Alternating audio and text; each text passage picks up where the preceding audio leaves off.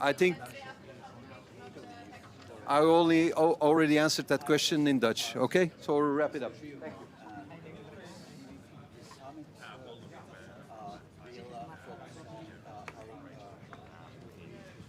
His custodianship of NATO.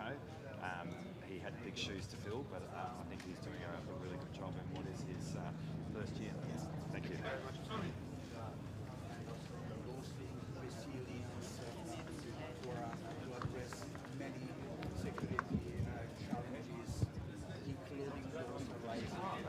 Dzień dobry, witam Państwa bardzo serdecznie. Szanowni Państwo, no, mój 11. i ostatni szczyt NATO. Bardzo się cieszę, że spotykamy się i cieszę się, że wszystko zapowiada jedność krajów sojuszu także i tym razem. Przede wszystkim w tej najważniejszej i ostatnio bardzo często rozważanej kwestii podwyższenia wydatków na obronność.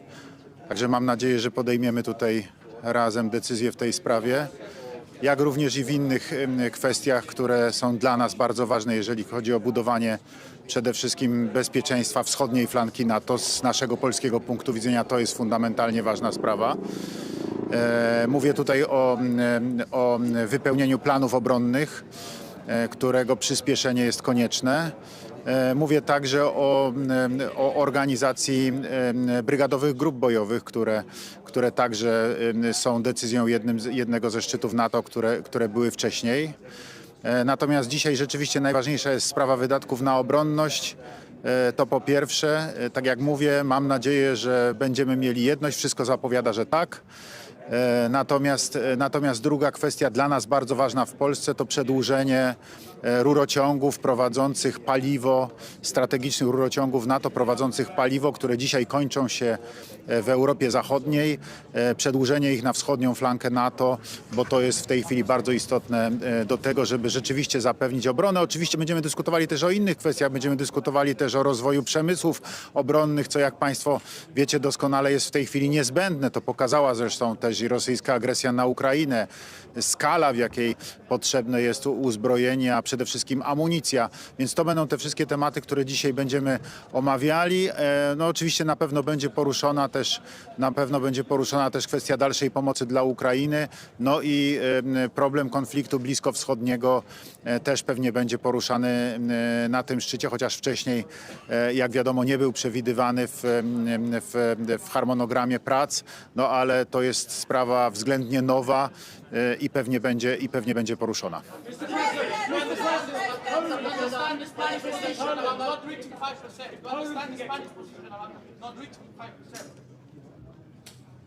Mr. President, if Poland can get to 5%, why can't other countries get to 5%? What is your message to those countries, and do you think it endangers the alliance, sir? Could you repeat the question? Yes, sir. Poland, of course, is making great strides to get to 5% and beyond as a percentage of GDP in its military spending. If Poland can do it, why can't other countries? What is your message to those other countries? Do you fear that it endangers the alliance and the US involvement if they don't get to 5%? Precisely, I was the first leader who put this topic on the table.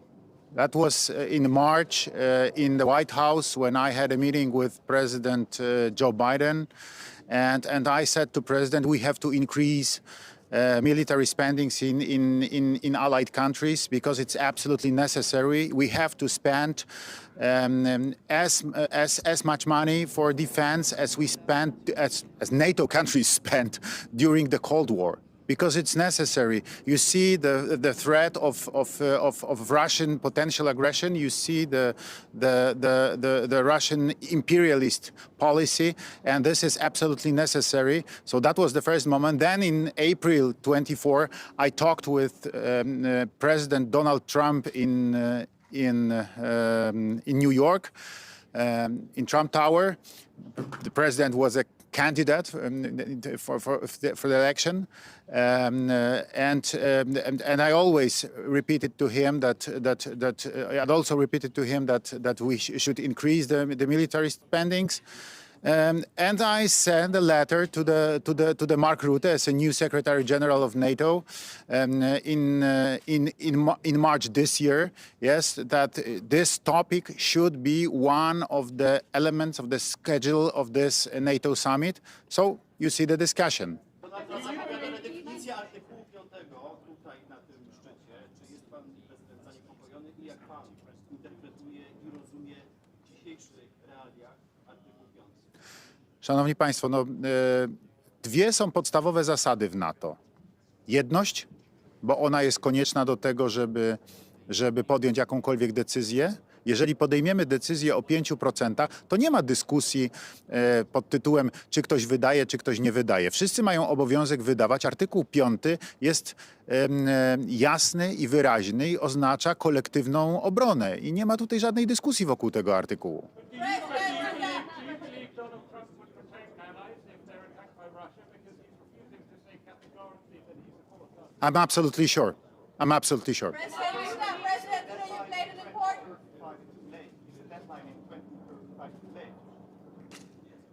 You know, it's difficult to say. Of course, I prefer to have it much earlier, yes, in 2030. But, you know, this is policy. President, today you played an important role in reaching the 5% declaration today, hopefully. How do you feel about Mark Rutte giving all the credit to Donald Trump yesterday in his private text messages? You know, the position of the President of the United States is the strongest in the alliance. So I understand that without the support of and without the leadership of Donald Trump, it would be impossible.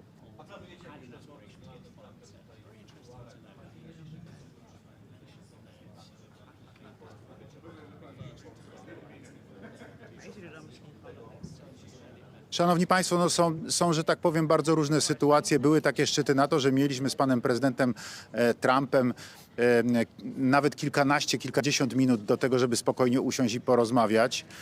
W bardzo, bym powiedział, wręcz takich prywatnych warunkach. Trudno jest mi dzisiaj powiedzieć. Na pewno będziemy mieli jakieś interakcje, no bo będziemy razem na sali, będziemy na pewno rozmawiali w trakcie szczytu. Natomiast czy będzie taka możliwość, żeby usiąść spokojnie, to zależy od bieżącej sytuacji po prostu. Why would Vladimir Putin wait 10 years, you guys, before this? Why would Vladimir Putin wait 10 years for NATO to increase its defence spending? Do you think there's actually a risk that he might attack the alliance much sooner? You know, I think that Russia is exhausted because of their aggression against Ukraine after this more than 3 years of aggression. Yes. And I don't expect that Russia is ready to attack other country now, but in the future, this is real risk. So we have to prepare ourselves. We have to increase our defense, our spendings on defense, because it's absolutely necessary for our security and for a future. Mr. President, do you believe that Thank you. Polish leadership will be committed?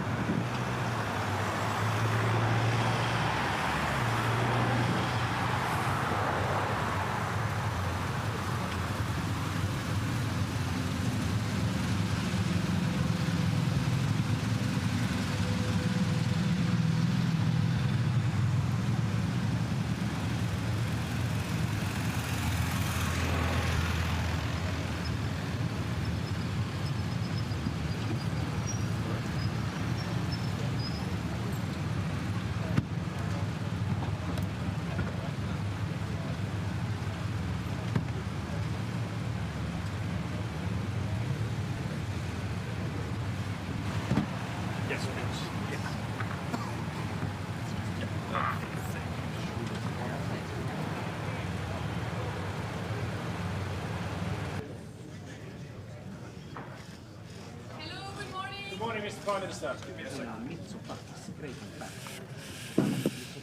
Good morning. Let me start by, first of all, as a country at the outer edge of the Eastern Mediterranean, welcome the ceasefire that was brokered by President Trump between Israel and Iran. But at the same time, let me express my firm belief that permanent solutions can only be found through active diplomacy. At the same time, it's important not to forget the other aspects of this regional crisis. It is absolutely necessary that we implement a ceasefire in Gaza, that humanitarian aid flows into Gaza. This is a big component of a permanent solution to the problem of instability in the region. Now, coming to this summit, I think it is very encouraging that we have all agreed to a significant increase in our defense spending. I have been a strong proponent of the need for Europe to step up our military spending and take more ownership over our own collective defense. Greece is a country which is currently spending more than 3% on defense, and we have consistently exceeded the 2% threshold, even during the very difficult times of the economic crisis. So I welcome the decisions taken by the summit. I hope that all member states will do their part, because at the end of the day, this is an alliance which is based on trust and on fair burden sharing. Prime Minister, if Greece can get to commit to 5% spending of military of GDP, why can't the Spanish? We have very similar history, very similar recent history for Greece and Spain. Surely you can put pressure on Mr. Sanchez to agree to a deal. Well, first of all, let me say that, as I told you before, we are currently above 3%. So we have a plan to spend more than 25 billion over the next 12 years. So we will reach the 3.5 plus 1.5% threshold by 2035. But the point of an alliance is to make sure that there is a fair burden sharing, and that there is no sense that certain countries are sort of free riding on the defense commitment of other countries. So I think it is important to understand that these targets, I think, should be binding, and they should be binding for all 32 members of the alliance. Thank you.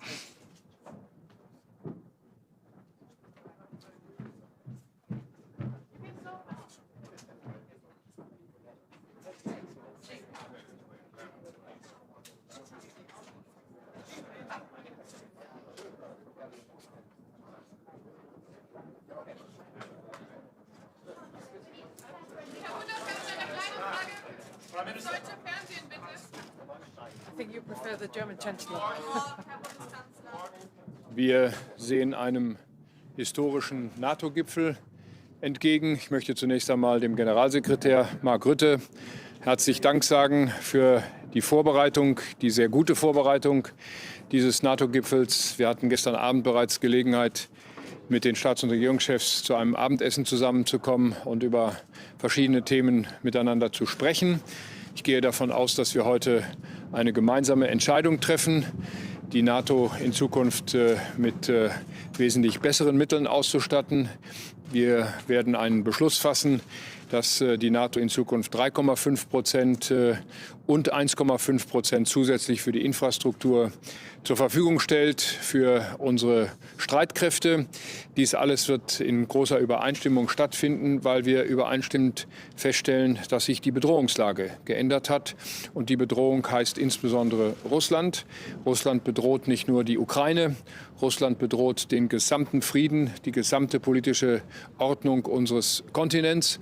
Und deswegen will ich herzlich Dank sagen, dass wir in dieser großen Solidarität in der NATO heute zusammenkommen. Ich will ausdrücklich sagen, die Entscheidungen, die wir treffen, treffen wir nicht, um irgendjemandem einen Gefallen zu tun, sondern wir treffen diese Entscheidungen aus eigener Erkenntnis, aus eigener Überzeugung, dass die NATO insgesamt, und dies betrifft vor allem den europäischen Teil der NATO, in den nächsten Jahren mehr tun muss, um die eigene Verteidigungsfähigkeit zu sichern. Und deswegen gehe ich mit großer Zuversicht heute in diese Beratungen und freue mich darauf, die Kolleginnen und Kollegen in der NATO zu treffen. Herzlichen Dank.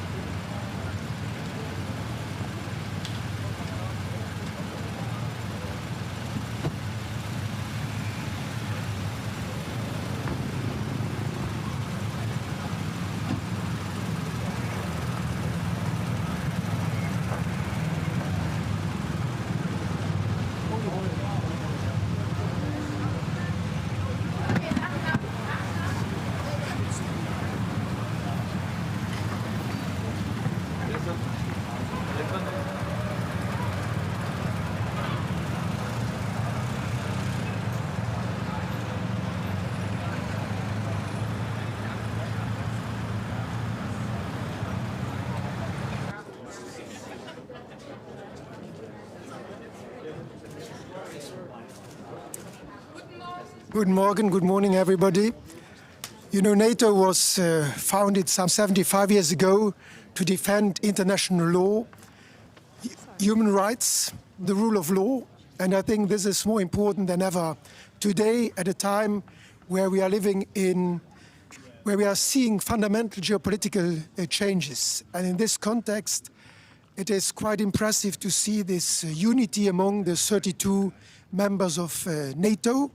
I think Europe needs to be a strong pillar of NATO, and that is why, independent of percentages, it is important that we strengthen our military capacities, but moreover, our general security.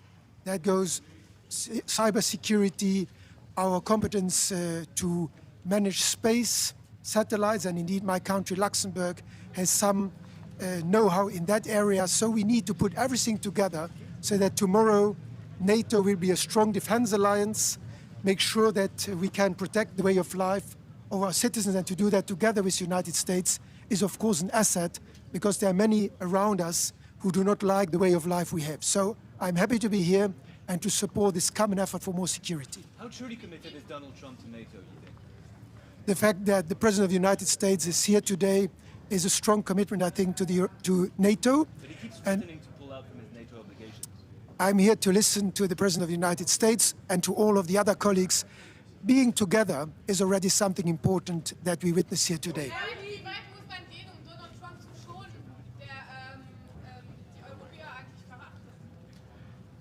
Wir sollten nicht nur nach Amerika schauen, wenn wir über unsere eigene Sicherheit nachdenken. Rund um Europa gibt es vieles, was nicht in Ordnung ist zurzeit. Wir haben Russland, wir haben den Nahen Osten, wir haben Ambitionen von China und wir müssen selbst in Europa für unsere Sicherheit sorgen. Natürlich ist, was in Amerika geschieht, wichtig für die Allianz, aber selbst ohne diese unterschiedlichen Positionen haben wir die Sorge, dass wir die Lebensweise, die Lebensart der Europäer, Rechtsstaat, Freiheit, Frieden, die müssen wir absichern, und darum geht es bei diesem NATO-Gipfel. Belgien und Spanien scheinen eine eigene Auslegung vom 5%-Ziel zu haben. Wie viel Flexibilität braucht Der Weg zu diesen Ausgaben, den muss jeder Staat selbst beschließen. Und ich glaube, das, was NATO-Generalsekretär Rutte Spanien geschrieben hat, gilt natürlich für alle. Das heißt, jeder muss souverän, eigenständig seinen Weg zu diesen militärischen Kapazitäten und allgemein zur Sicherheit festlegen. Wir haben 10 Jahre, um das zu tun. Und ich glaube, da muss jeder seinen Weg finden, auch angesichts seiner geografischen Lage und seiner Geschichte. Vielen Dank.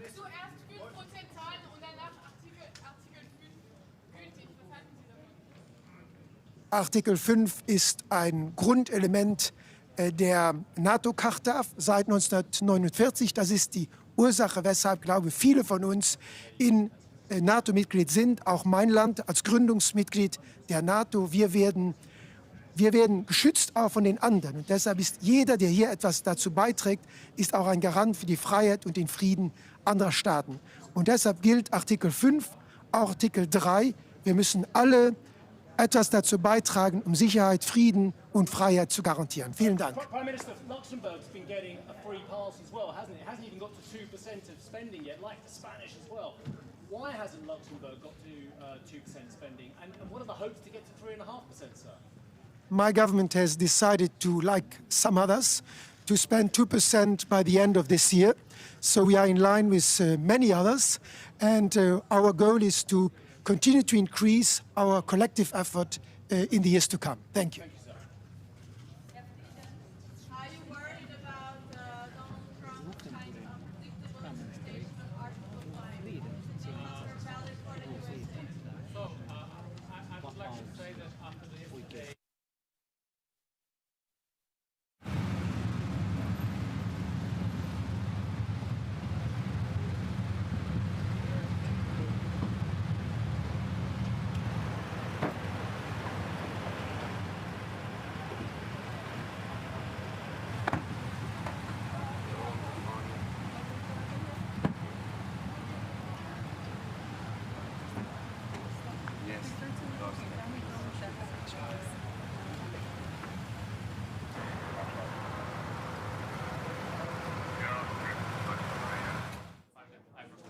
Are you confident that Donald Trump will defend any NATO ally regardless of what their spending I am confident, but I'm afraid that the Russia might soon, so we have to get ready and spend 5% of spending on so, thank you very much. Goodbye. Bye. Have a nice day.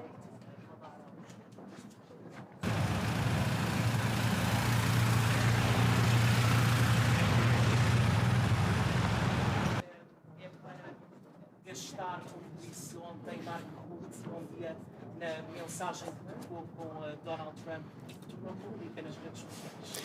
Bom, muito bom dia. Eu queria destacar no início desta cimeira 3 aspectos que me parecem determinantes num momento que é um momento particularmente relevante da nossa aliança. Em primeiro lugar, a nova ambição que sairá deste nosso encontro no que toca ao investimento na área da segurança e defesa, com vista a termos uma aliança atlântica com maior capacidade de dissuasão e de defesa do seu espaço territorial. Para esse efeito, todos teremos de fazer um esforço e este é um marco significativo da assunção de uma corresponsabilidade, de, nomeadamente na Europa, podermos acompanhar um nível de investimento compatível com os grandes desafios para enfrentarmos as ameaças e assegurarmos aos cidadãos europeus e também aos portugueses o cumprir da nossa democracia, dos direitos fundamentais dos cidadãos, da possibilidade de continuarmos a ser uma nação soberana, com os nossos aliados a constituírem connosco um espaço de dissuasão de qualquer ameaça à nossa integralidade e ao nosso espaço. Para esse efeito, teremos de investir mais na área da defesa e a segunda nota é reiterar mais uma vez que, da parte do governo português, nós acompanharemos esse esforço. Assumimos já o encargo de este ano atingir 2% do nosso produto em investimento na área da defesa, um investimento que continuará nos próximos anos, dentro de um contexto de equilíbrio que não porá em causa nem a nossa situação financeira, nem as nossas responsabilidades com todos os serviços públicos que constituem as respostas sociais aos nossos cidadãos E dizer que olhamos para esta nova etapa não propriamente como a assunção de maior despesa por si só, mas de maior investimento.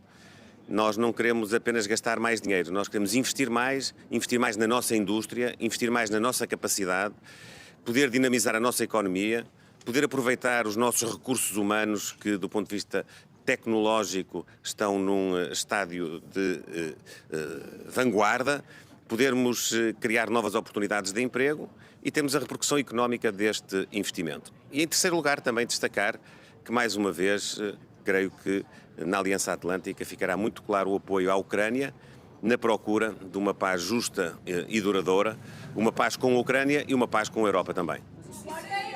Donald Trump fez com que Portugal chegasse aos 2% já este ano e se compromete nos 5%.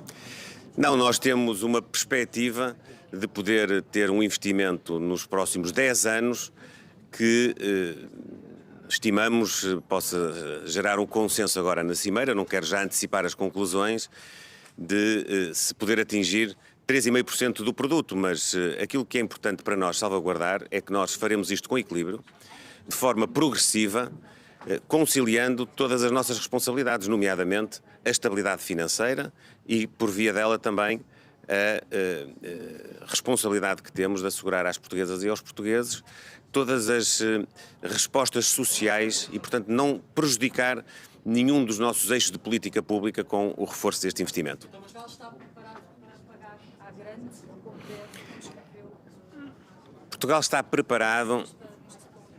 Portugal está preparado para ser parte de uma cimeira que marca uma nova fase, que garante a unidade da Aliança Atlântica, que garante a solidariedade entre a Europa, os Estados Unidos, o Canadá, que garante que nós, em conjunto, poderemos continuar a assegurar aos nossos cidadãos que os seus direitos, liberdades e garantias estão salvaguardados, que podemos ter as nossas democracias a funcionar e que podemos ter uma capacidade coletiva de enfrentarmos as ameaças que pairam sobre nós a vários níveis, não só do ponto de vista territorial, mas também do ponto de vista tecnológico. Nós hoje temos ameaças que são mais difíceis, muitas vezes, de percepcionar, mas que todos os dias temos diante de nós, nomeadamente no ciberespaço, nomeadamente naquilo que são hoje contextos de perturbação do normal funcionamento dos regimes democráticos e que existem efetivamente e para enfrentar essas ameaças nós precisamos desta solidariedade. Muito obrigado e bom trabalho. Obrigado.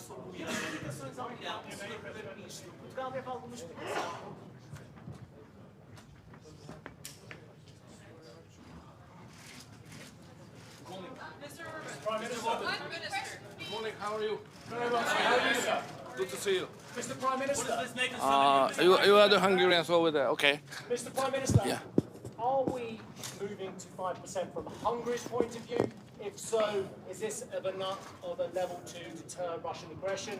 And is NATO creating more problems in its relationship? Too long. The question is too long. Sorry. Okay, so Come back to the 5%. Yeah. With one precondition. So we are able to do it. It's not easy, but the whole calculation of budget regulation of European Union must be changed. So if we keep the regulation as it is, nobody in the European Union is able to fulfill 5%, whatever they say. So we have to recalculate everything in a different method. In that case, we can do. Aren't you fiddling the figures? Sorry? Aren't you fiddling the figures? Creative accounting. You like it? Mr. Orban, isn't it concerning that our global security depends on one man's ego, Donald Trump's? I don't think so. The international order is more based on common sense. And the President of the United States is a man of the common sense, as you have seen just recently to manage the conflict between Iran and Israel. So he's the man of common sense, which means that the new wars getting shorter and the old wars are running out of the fuel, which is the consequence of his activity. Sorry. He's putting the biggest threat to Europe. He's putting the biggest threat to Europe.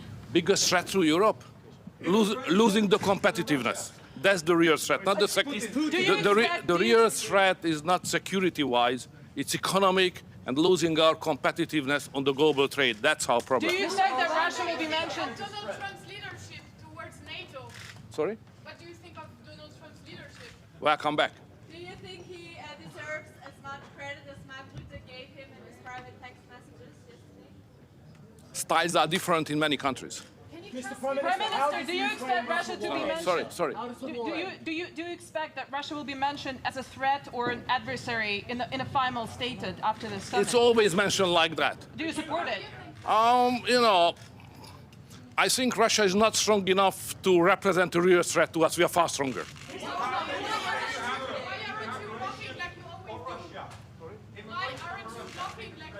Blocking what? No, we don't block it.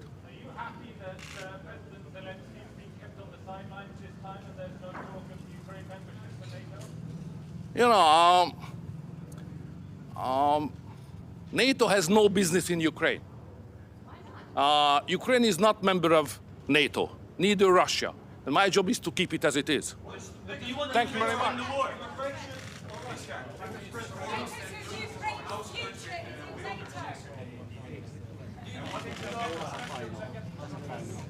Good morning. It's always good to talk after Victor. First of all, I would like to say that this is a very important meeting, and this is not about the technical details or about the decisions of secondary importance. I think we should choose the motto, make NATO great again. And in the center of this ambition is 5% level of spending. 5% do not deter. The percentages do not fight on the battlefield. But they must be translated into the cash, and the cash should be translated into real capabilities. We have to admit we are lagging behind of Russia. And Russia is producing much more equipment and ammunition as we taken together. So for Baltic countries, for the Lithuania I represent, it's pretty clear that we even don't need the transitional periods. We are ready to do our job right now, 4% this year. And next year, we intend to spend 5.25% of our GDP, keeping that level of spending until 2030. I would like to extend my gratitude to President Donald Trump, because without his engagement, I can imagine that we would discuss probably the level of 2.5% with no clear outcome and positive outcome. Probably those discussions will lead to nothing. So sometimes the external pressure of our biggest ally is very useful in order to get the point, to understand the, heat of the moment and to do our job. Why we need 5% in my country? We need in order to modernize our army, to create the national division, and to be ready to grant the best conditions for our allies, for our best friends and allies, Germany, United States. The 1,000 soldiers are stationed in Lithuania, United States soldiers. We have very ambitious plan to have full-scale German brigade until 2027. So for that, we need financial resources, and we are ready to do that. Mr. President, if we just let Sorry, it's not. Mr. Orban just said that actually the biggest threat to Europe is lack of competition, lack of competitiveness. When he was asked if Mr. Putin is the biggest threat, I presume you believe Mr. Putin. I could agree with Victor in this regard, that competition is important. But you know, we should understand very well, without the security, without our readiness to defend every inch of allied territories, all other remaining issues are just not relevant. Because if we lose our territorial integrity and independence, why we need this competitiveness? For what? Do you believe Donald Trump would come to your aid if you were attacked? Do you believe Donald Trump would come to your aid if you were attacked? I believe here in Article 5, and I think that Article 5 is very simple. One for all for one. And lots of different interpretations. I am looking forward to hear and to listen what will be this description of Article 5. But in my understanding, Article 5 is pretty clear. But Trump keeps changing his mind. I don't think so, and I really appreciate the President Trump. If he would not interested in the future of the NATO, why he would push these 5% on the table? I think this is very important to understand. If some person is interested to get the organization stronger, then proposals are coming, and proposals are coming from our biggest ally, and we have to respect those proposals. But Mr. President, what do you think? What is your assessment? Why Russia poses so big threat to us now? What are Mr. Putin's goals at the moment? Let's go to the year 2007, 2008. Mr. Putin said that the largest tragedy of 20th century was the collapse of Soviet Union. And if you listen what he's saying carefully, you will explain all the activities we faced in the recent decade, starting from Crimea, going to the war in Ukraine, and of course these threats. These threats are around us. And of course we should talk not only about Ukraine, Middle East, incidents in the Baltic Sea, almost everyday incidents, attacks against the critical infrastructure. This is our reality. This is our business as usual. And this is because of Russian activities. And of course, close ally Belarus. Because Belarus is another issue, and we have very long border with Belarus. And we face another kind of hybrid activities, for example, in the form of illegal and instrumentalized migration. Mr. President. I'm from the Netherlands. We have Dutch soldiers in the country. Do you hope that they follow the German decision to stay permanent? We appreciate very much your contribution, because this is an integral part of EFP troops in Lithuania, and we all are working as a one strong power. 2035, of course, looking from our perspective, it is too late, because as I mentioned, we are ready to spend immediately 5%, and we would be happy to see that our allies, our partners, we are ready to do the same. But you know, NATO, like the European Council, is the organization of the consensus.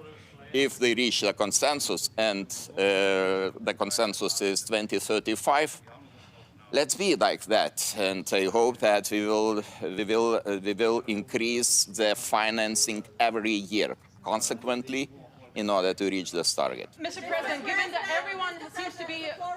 As a forerunner on defense spending, how concerned are you about the flexible interpretation of the 5% target from Spain and Belgium? Do you think this can actually jeopardize the declaration? I read the sentence. Allies are obliged to spend 5%, 3.5% on the core defense spending, 1.5% on additional infrastructure spending, and to do that until 2035. And I cannot see any interpretations in the text. We all are obliged, and this is our common duty, to do the best.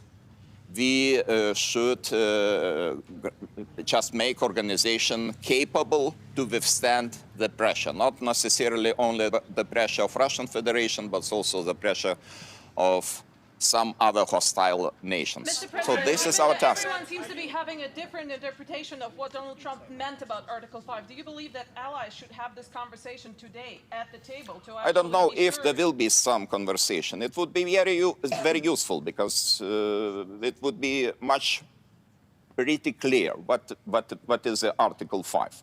And maybe we need this very frank discussion about Article 5, because if we describe and we understand Article 5, we all together, we understand, our understanding is the same, of course it would mean that organization will be safer without no interpretations. Maybe this discussion has to come. So you agree that now everyone has like slightly different maybe interpretations? I will have some more answers to your question probably after our today's meeting. Thank you. Thank you. Yes, I hope that the bilateral meeting of President Zelensky and United States President Donald Trump will take place. And I hope this is most important to know, that there is close contact, between United States and Ukraine. And it's very important to keep this constant contact, to explain the arguments, to explain the situation, because the situation is changing every day. We understand. We are not far away from Ukraine. We understand the situation is changing.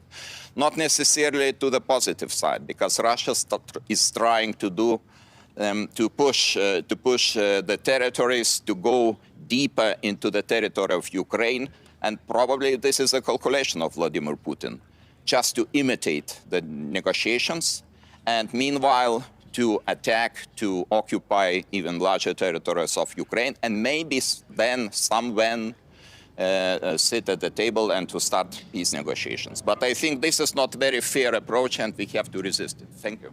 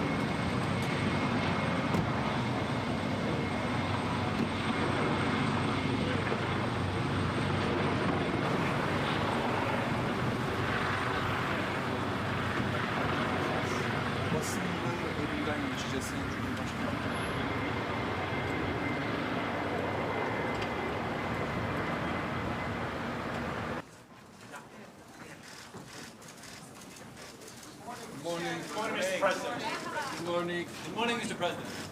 Where are you going to hold the summit next year? Good morning. Good morning. Mr. President, you like to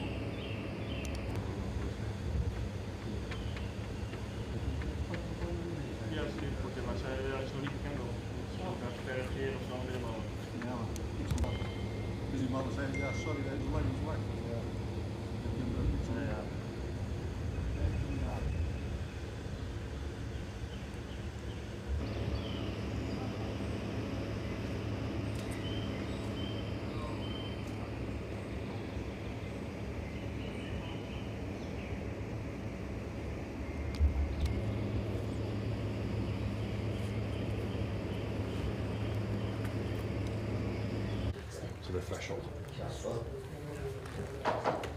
We're going to move up, you said, yeah? You said we're going to move up? Yeah, like we're standing. Good morning, sir. We'll start right here, and in 3, 2, 1. Somebody that's actually asking. Can you believe it? Thank you. That's amazing. So ask also. That's the picture we want. Yeah. Well, I hope you slept well. It was great. Yeah? Thank you all very much. Thank you very much. Wonderful. But actually, Mr. President, to tell you, that's you. Also you.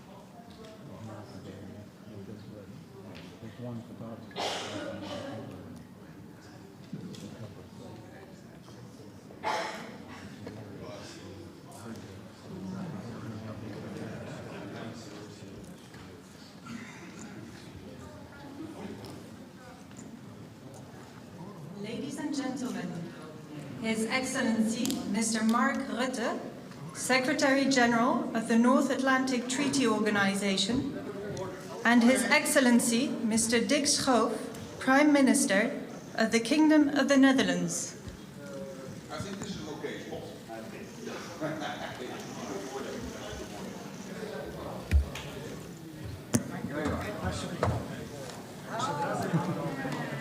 His Excellency Mr. Bart de Wever, Prime Minister of the Kingdom of Belgium.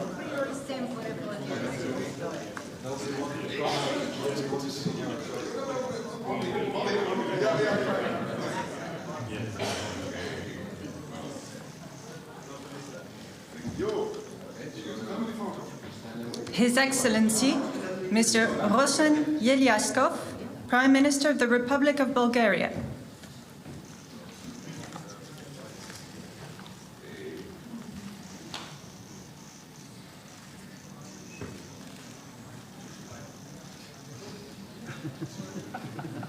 Her Excellency Ms. Gordana Siljanovska-Davkova, President of the Republic of North Macedonia.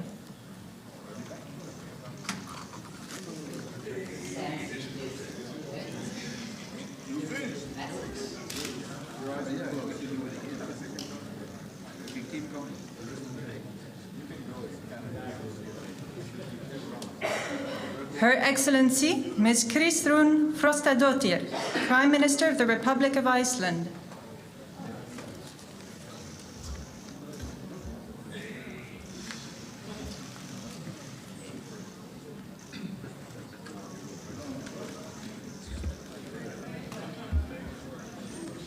The Right Honourable Mark Carney, Prime Minister of Canada.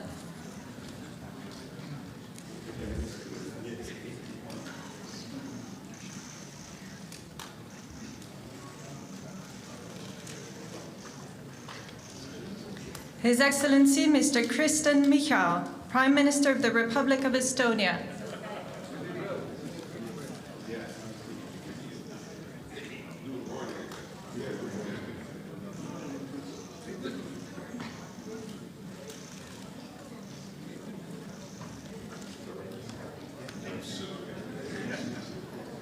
His Excellency Mr. Peter Pellegrini, President of the Slovak Republic.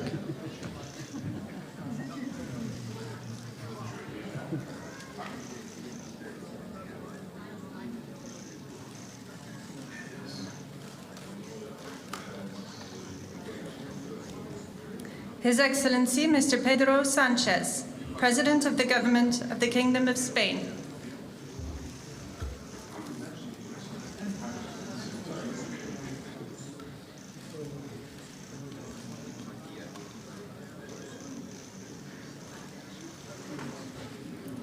His Excellency Dr. Robert Golob, Prime Minister of the Republic of Slovenia.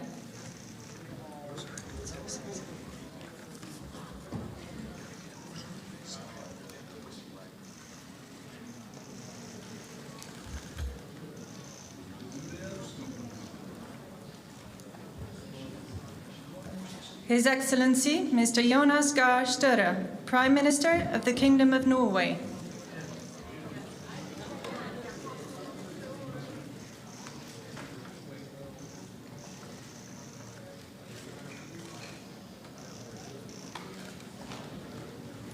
His Excellency Mr. Edi Rama, Prime Minister of the Republic of Albania.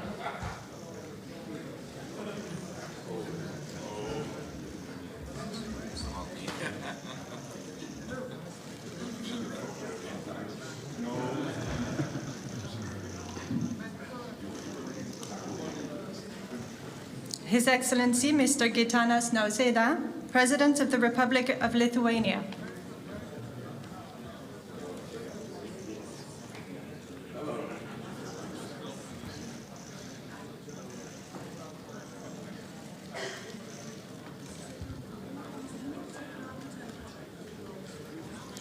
His Excellency Mr. Andrzej Duda, President of the Republic of Poland.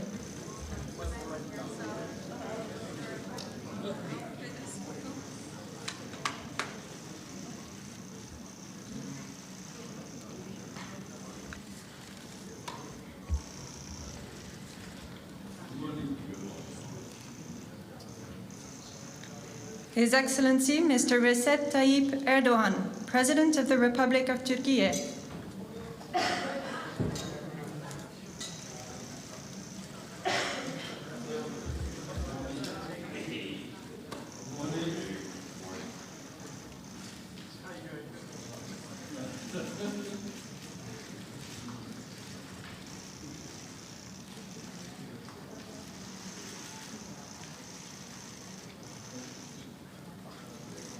His Excellency Mr. Edgars Rinkēvičs, President of the Republic of Latvia.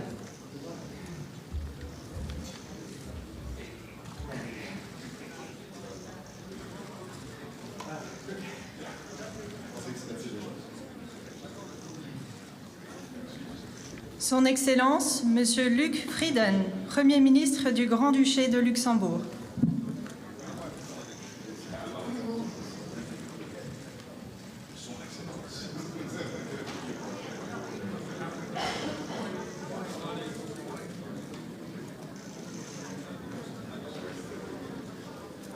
His Excellency Mr. Luis Montenegro, Prime Minister of the Portuguese Republic.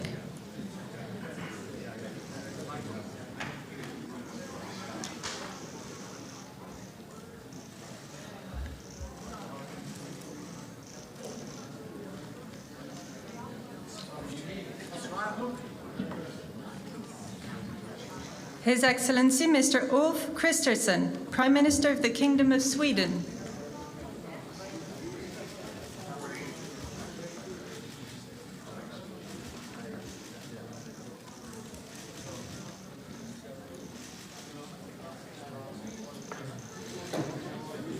His Excellency Mr. Jakub Milatovic, President of Montenegro.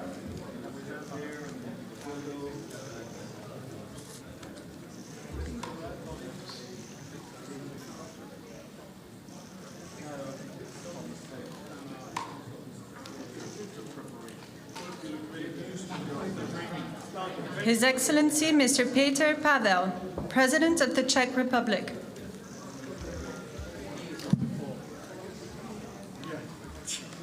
Thank you for that advice. Just as I'm going up. We'll trip your shoelace and whatever, so that makes things easier. His Excellency Mr. Nicu Șordan, President of Romania.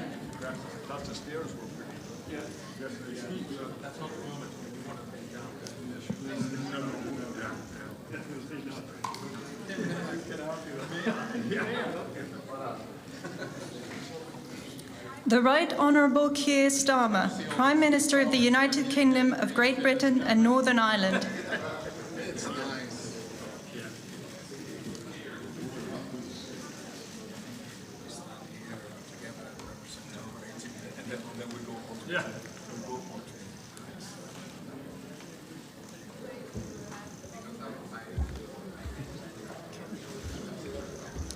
His Excellency Mr. Kyriakos Mitsotakis, Prime Minister of the Hellenic Republic.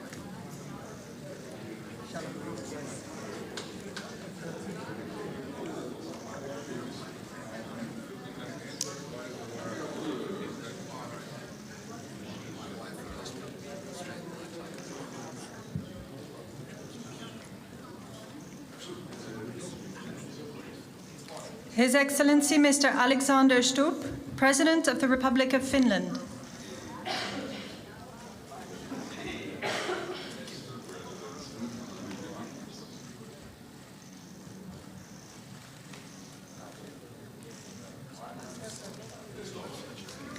His Excellency Mr. Friedrich Merz, Chancellor of the Federal Republic of Germany.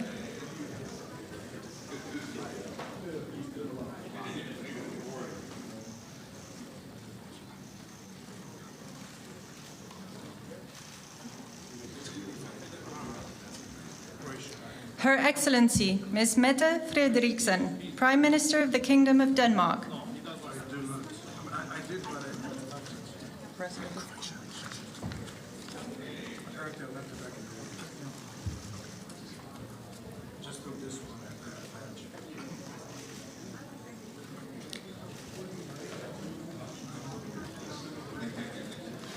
His Excellency, Mr. Zoran Milanovic, President of Croatia.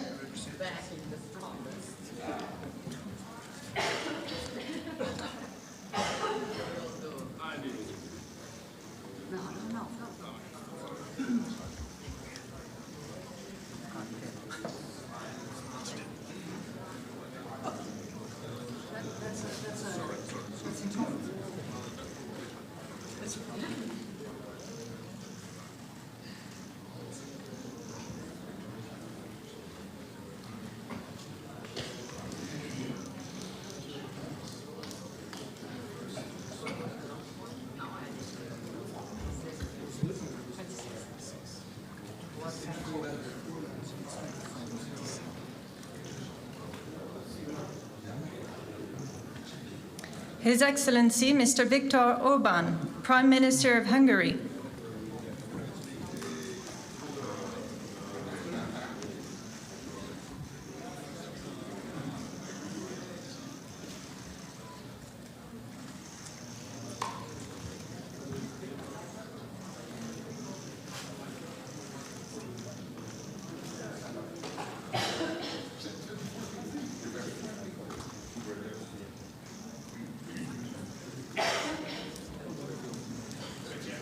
Her Excellency Ms. Giorgia Meloni, President of the Council of Ministers of the Italian Republic.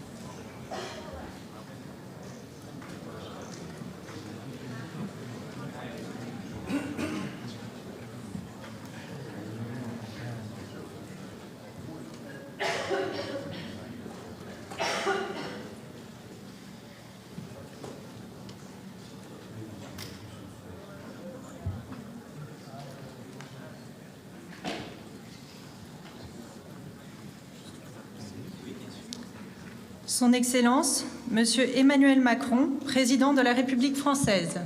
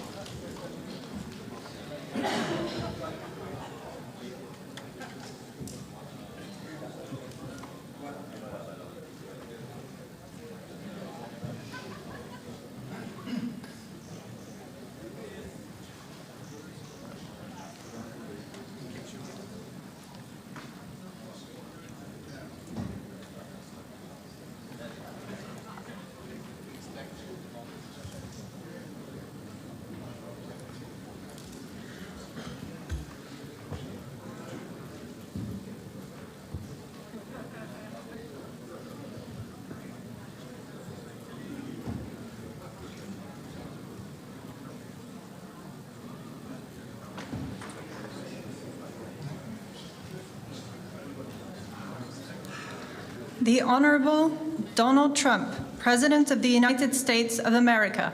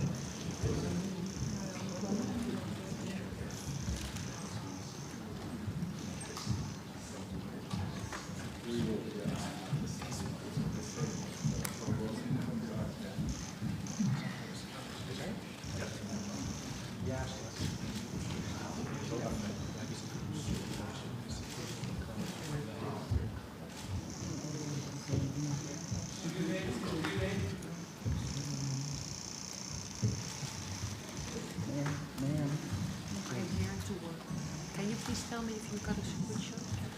Can you see it?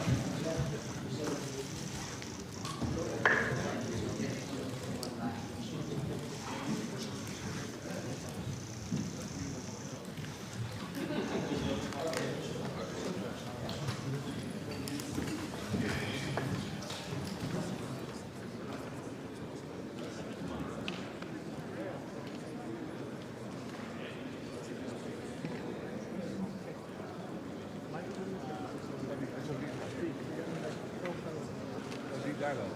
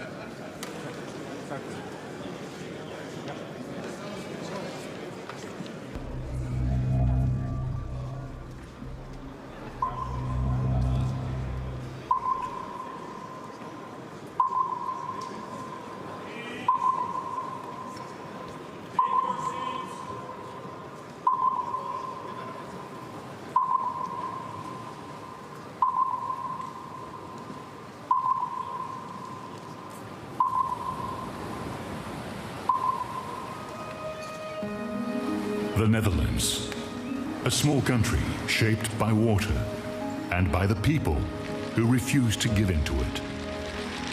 For centuries, the Dutch have battled water as generations stood united against this force, because safety isn't a given. It's something you build together. In 1949, we stood at the cradle of NATO, bound by the belief that peace is protected through unity and strength. Since then, NATO has shielded us, sparing 3 Dutch generations the horrors of war. As the Dutch unite against the sea, NATO allies unite to share the burden of defense and security.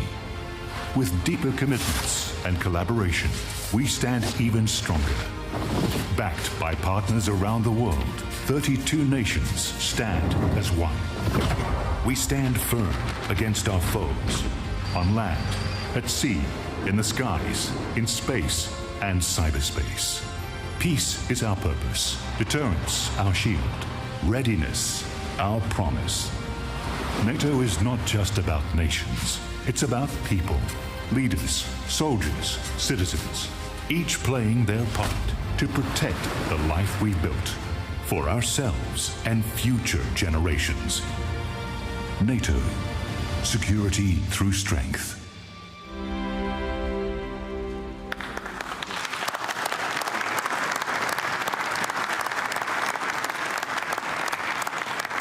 So, good morning.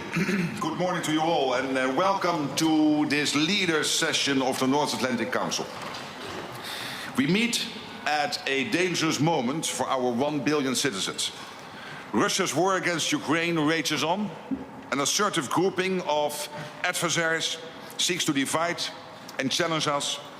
There's war in the Middle East, terrorism poses a persistent threat, and new technologies bring opportunities, but also many serious security challenges. In the face of this, we stand together, united in NATO, the most powerful defensive alliance in world history. History has shown that North America and Europe working together is a winning combination. Our adversaries know this. Our enduring commitment to Article 5, that an attack on one is an attack on all, sends a powerful message. In this meeting, we will take historic, transformational decisions to make our people safer through a stronger, fairer, and more lethal NATO. To make NATO stronger, we have a concrete plan for all allies to spend 5% of GDP on defense. It will go towards core defense as well as defense and security-related investments. This decision is deeply rooted in our core mission and is required to resource our plans and readiness. This will also make NATO fairer, to ensure anyone and everyone contributes their fair share for our security. For too long, one ally, the United States, carried too much of the burden of that commitment, and that changes today. President Trump, dear Donald, you made this change possible. Your leadership on this has already produced $1 trillion in extra spending from European allies since 2016. And the decisions today will produce trillions more for our common defense to make us stronger and fairer by equalizing spending between America and America's allies. Allies will also agree to further increase defense production so that our armed forces have everything they need. That means a huge expansion of our defense industrial base on both sides of the Atlantic. That's good for our security, it's good for our economies and good for our jobs. Our decisions include continuing our support to Ukraine, while also pushing for a just and lasting peace. We all want the bloodshed to stop. We call on Russia to end its aggression against Ukraine. Let me now turn to Prime Minister of the Netherlands, Dick Schoof, whose government and people are graciously hosting us here. Thank you to the media for joining us. We will continue our discussions in just a moment, but first, and with the media here, please, Dick Schoof, your introductory remarks. Thank you, Mark. Colleagues, friends, allies, on behalf of the Dutch government, welcome to The Hague. This is the NATO summit, the first NATO summit ever to be held in the Netherlands. And we are honored to have you here in this city that has been speaking in the language of peace and justice ever since the first Hague Peace Conference was held in 1899.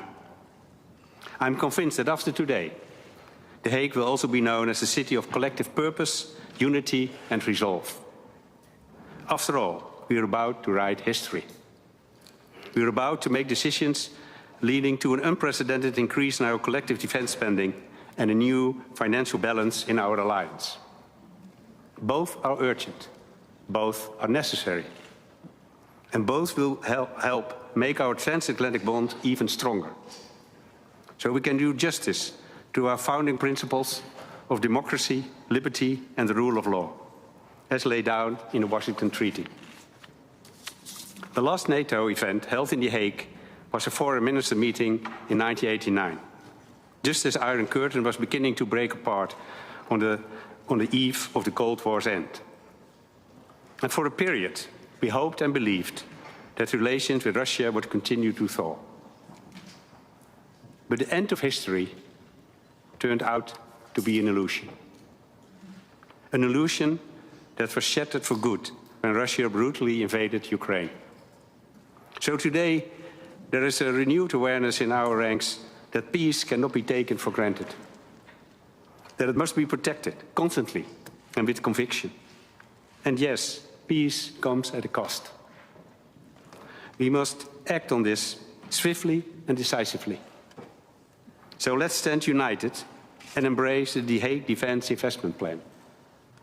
Let's go to work and write that history today. Thank you.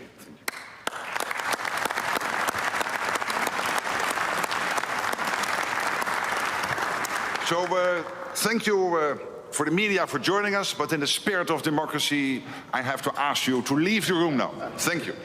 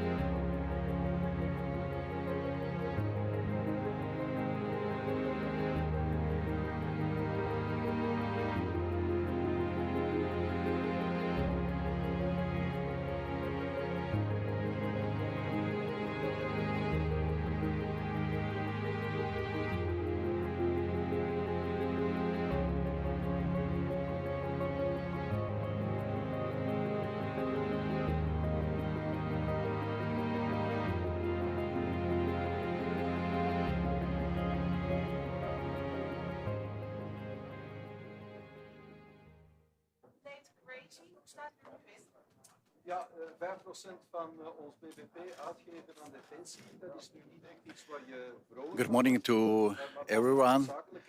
So the summit comes at a crucial moment for the Euro-Atlantic security, and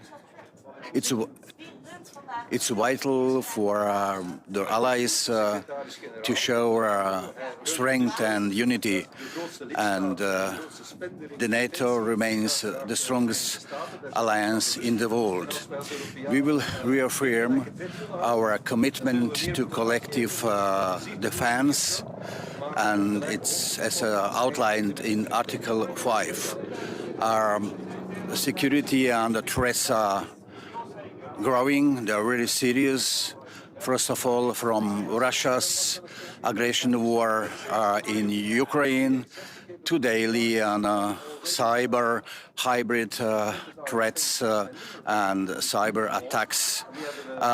So allies must invest more in defense.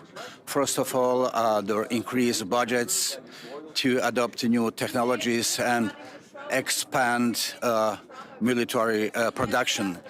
We believe their 5% target is achievable, and this summit will focus on how to reach it, and so Croatia is committed to NATO. Croatia is also increasing its defense spending and also boosting resilience and to address many security challenges, including those arising also from Western Balkans, the region, which is significant, strategic, important, not only to Croatia, but also to our whole alliance. We will, of course, express our strong solidarity to Ukraine, and will discuss for support for a just peace. Croatia has been with Ukraine since day one and will be with Ukraine in the future. Croatia has provided a significant financial, diplomatic, political, humanitarian aid to Ukraine, including the demining, veteran cares, and refugee support. As my Prime Minister said in Odessa, so helping or assisting the Ukraine is not only the act of solidarity, it's an investment. It's an investment in European security and, of course, in the international order based on the rule. So thank you so much.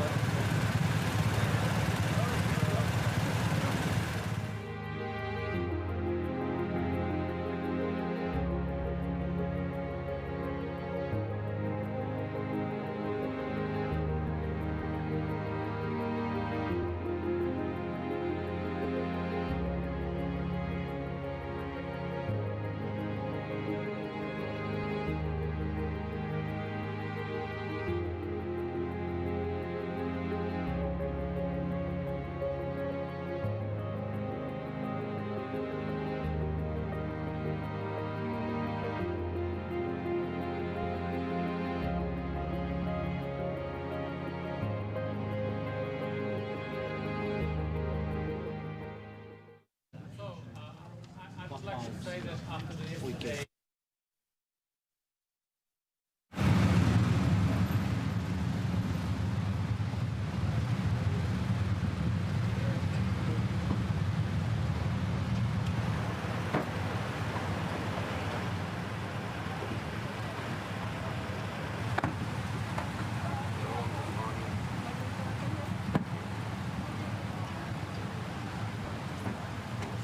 yesterday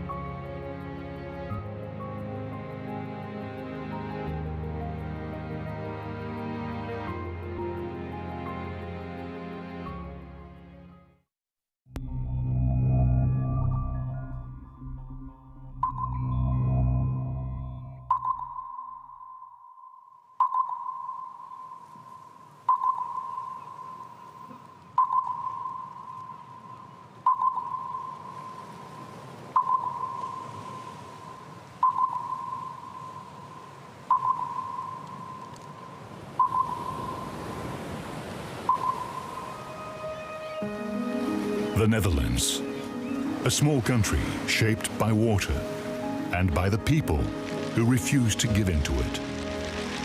For centuries, the Dutch have battled water as generations stood, united against this force. Because safety isn't a given, it's something you build together. In 1949, we stood at the cradle of NATO, bound by the belief that peace is protected through unity and strength. Since then, NATO has shielded us, sparing 3 Dutch generations the horrors of war. As the Dutch unite against the sea, NATO allies unite to share the burden of defense and security. With deeper commitments and collaboration, we stand even stronger. Backed by partners around the world, 32 nations stand as one.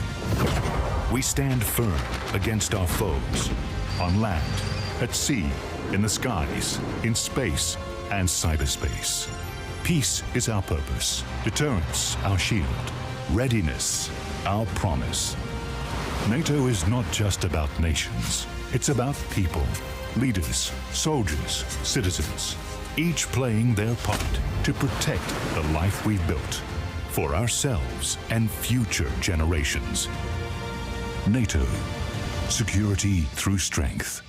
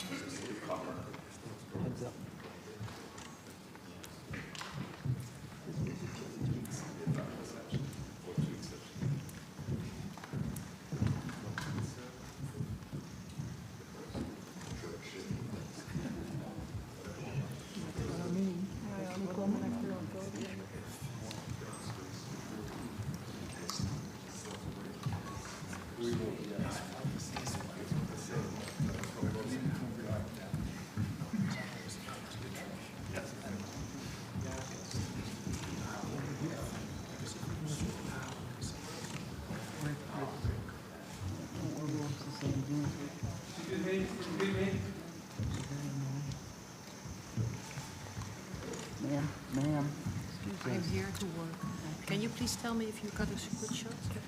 Can you see it?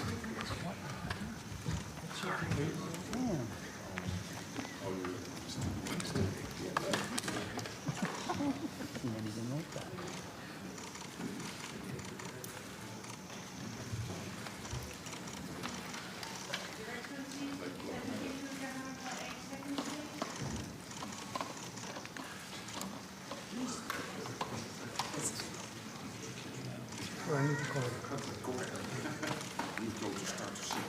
Thank you very much. We leave it quick.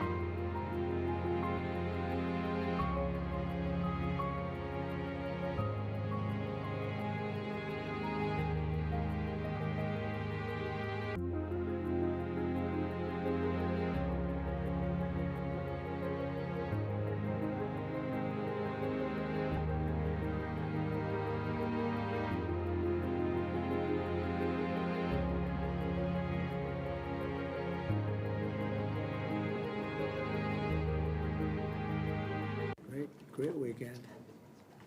See you in the plane. They were with you on the plane? They travel Most of with them, me. yeah. They have better seats than I do. You say no. About your goals for NATO and Article 5 today. We're with them all the way. I mean, if you take a look at the numbers, we're with them, and they have very big things to announce today. I don't know if you've taken the vote or you're going to take the vote, but I've been asking them to go up to 5% for a number of years, and they're going up to 5%, and that's a big.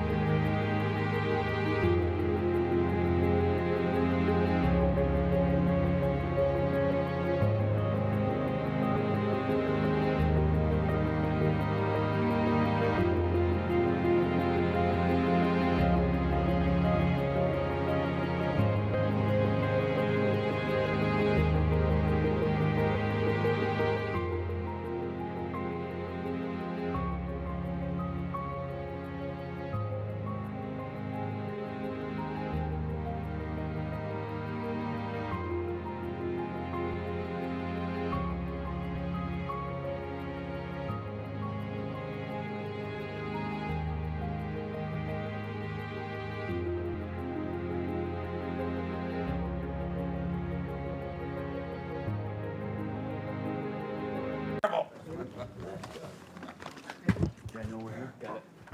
Okay.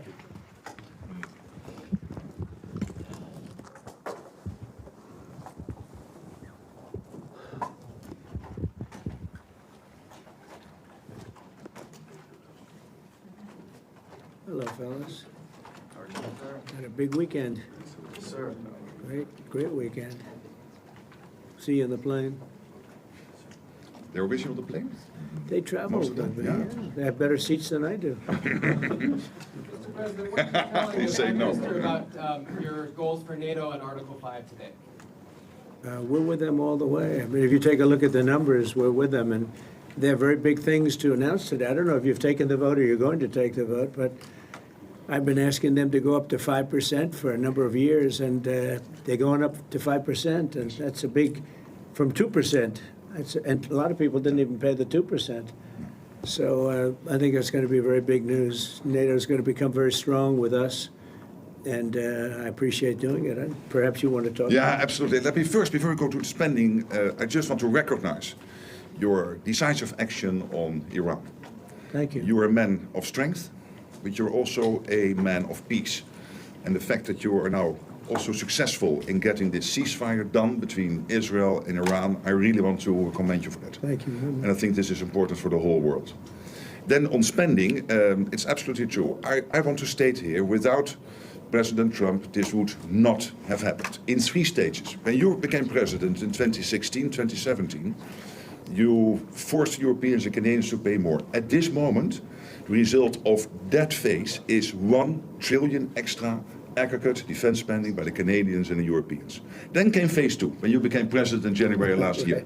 Phase 2 is that all the countries not yet on 2% have now committed to the 2%. This is the old goal from Wales in 2014. 7 were not on 2%. Some were saying somewhere in the 2030s. Now this year, all of them, including Canada, including Italy, including Belgium, they have all now committed to the 2%. And now comes the big splash. Today, we will decide to go to 5%. We have to keep ourselves safe from our adversaries, but also because it is fair to equalize with the United States. With this 5%, the Europeans and the Canadians will equalize their defense spending with the United States. So this is not about American taxpayers paying more. This is about Europeans, Canadians paying more. And again, this would not have happened. I'm really saying this here.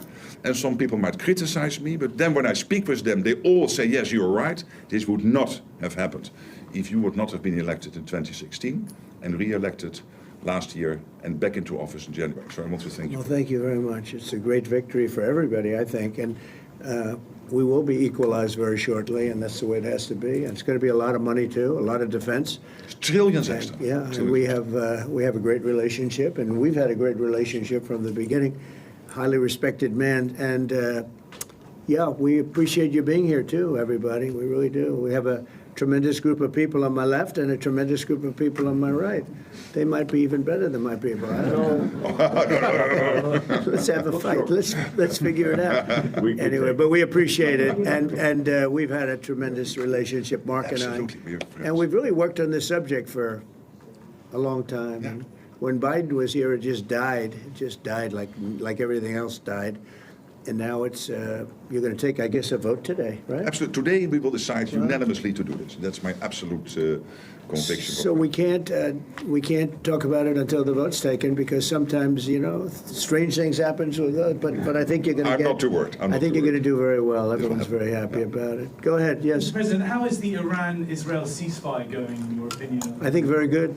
I think very good. Israel came back yesterday. I was so proud of them. Because they came back, you know, they went out because they felt there was a violation.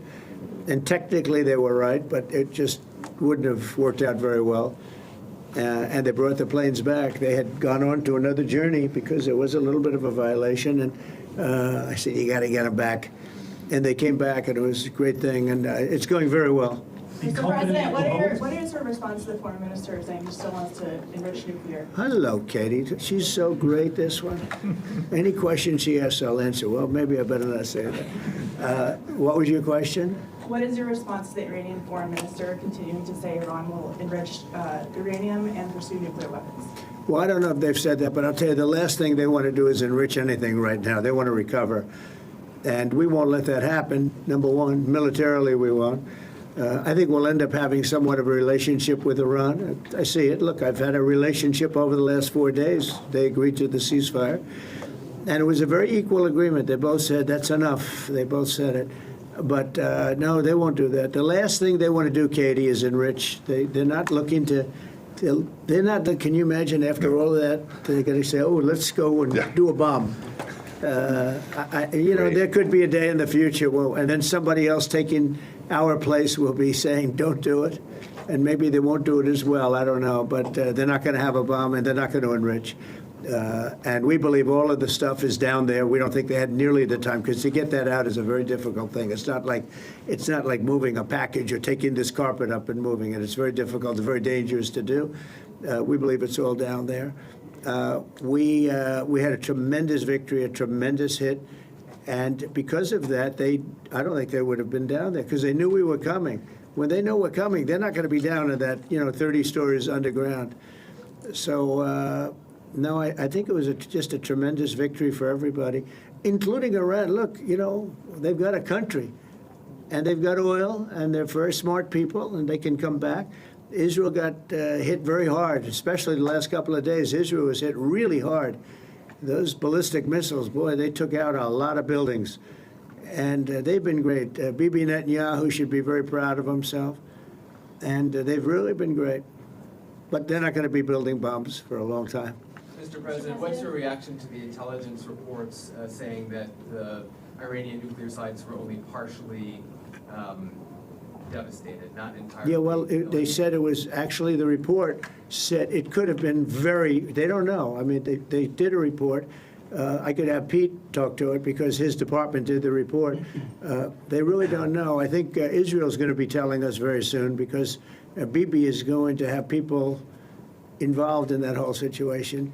We hear it was obliteration. It was a virtual obliteration. When you take a look at the ground above, don't forget, the flame is all underground. But everything above, if you look at the before and the after picture, everything above is burned black, the trees, everything. There's one building, but that's a building that sunk substantially into the granite, so that, the fire goes right over it. I believe it was total obliteration. I believe they didn't have a chance to get anything out because we acted fast. If it would have taken 2 weeks, maybe, but it's very hard to remove that kind of material. Very hard and very dangerous for them to remove it. Plus, they knew we were coming. And if they know we're coming, they're not going to be down there. There aren't too many people that are going to be down there. Pete, do you have something to say about that? Well, Mr. President, when you talk to the people who built the bombs, understand what those bombs can do, and deliver those bombs, they landed precisely where they were supposed to, so it's a flawless mission. Flawless. Right down where we knew they needed to enter, and given the 30,000 pounds of explosives and capability of those munitions, it was devastation underneath Fordo. And the amount of munitions, 6 per location, any assessment that tells you it was something otherwise is speculating with other motives. And we know that because when you actually look at the report, by the way, it was a top secret report, it was preliminary, it was low confidence, all right? So this is you make assessments based on what you know. And it said it could be very devastating, very serious. Moderate to severe, and we believe far more likely severe and obliterated. So this is a political motive here. Was there a leak investigation? Of course, we're doing a leak investigation with the FBI right now because this information is for internal purposes, battle damage assessments, and CNN and others are trying to spin it to make the president look bad when this was an overwhelming success. We had a tremendous success, and this is the New York Times. I call it the failing New York Times. It's gone to hell. And CNN, which, as you know, very few people are watching. And you would think they'd do the opposite. You would think they'd want to say, this was an unbelievable success. And the thing that hurts me is it's really demeaning to the pilots and the people that put that whole thing together, the generals. That was a perfect operation. And when you look at the holes, and this was done from 52,000 feet, there was no moon, there was no light, and those 3 holes are right together. And also, and nobody talks about this, we shot 30 Tomahawks from submarines. In particular, one submarine, but that was 400 miles away. And every one of those Tomahawks hit within a foot of where they were supposed to hit. Took out a lot of buildings that Israel wasn't able to get. We took them out with Tomahawks. We don't even talk about that. This was a devastating attack, and it knocked them for a loop. And, you know, if it didn't, they wouldn't have settled. If they had won, if we didn't take it out, they wouldn't have settled. Somebody mentioned that to me last night. If that thing wasn't devastated, they would have never settled. Marco, do you have something to say? No, first of all, on this stuff about the intelligence, this is what a leaker is telling you the intelligence says. That's the game these people play. They read it, and then they go out and characterize it the way they want it characterized, and they're leakers. This is the game they play. So that's number one. Number two, here's a fact. The conversion facility, which you can't do a nuclear weapon without a conversion facility. We can't even find where it is, where it used to be on the map. You can't even find where it used to be because the whole thing is just blackened out. It's gone. It's wiped out. It's wiped out. Then we dropped 12 of the strongest bombs on the planet right down the hole in 2 places. Everything underneath that mountain is in bad shape. And I refer you to the statement of the IAEA, Mr. Grossi. Yes. You know what he said? He said there was Iran, the way it looked the day before the attack, and what their nuclear program looks like now. 2 very different things. They are way behind where they were just 7 days ago. Now, anything in the world can be rebuilt, but now we know where it is. And if they try to rebuild it, we'll have options there as well. But all this leaker stuff, these leakers are professional stabbers. That's what they are. They go out and they read this stuff, and then they tell you what it says against the law, but they characterize it for you in a way that's absolutely false. There's no way Iran comes to the table if somehow nothing had happened. This was complete and total obliteration. They're in bad shape. They are way behind today compared to where they were just 7 days ago because of what the president did. Marco, can I just alert you to one other aspect? So the great thing is you took out the nuclear capability of Iran. This was crucial. You did it in a way which is extremely impressive. But the signal sends to the rest of the world that this president, when it comes to it, yes, he is a man of peace, but if necessary, he is willing to use strength, the enormous strength of the American military. So I think that signal to the rest of the world, this is far beyond Iran, is extremely important. So let me also point us to that aspect of what happens. They went down, Iran went down to the site afterwards. They said it's so devastated, and they settled when they saw what we did to it. And frankly, if we didn't do that, they would have had a lot of ammunition to keep going. They wouldn't have settled.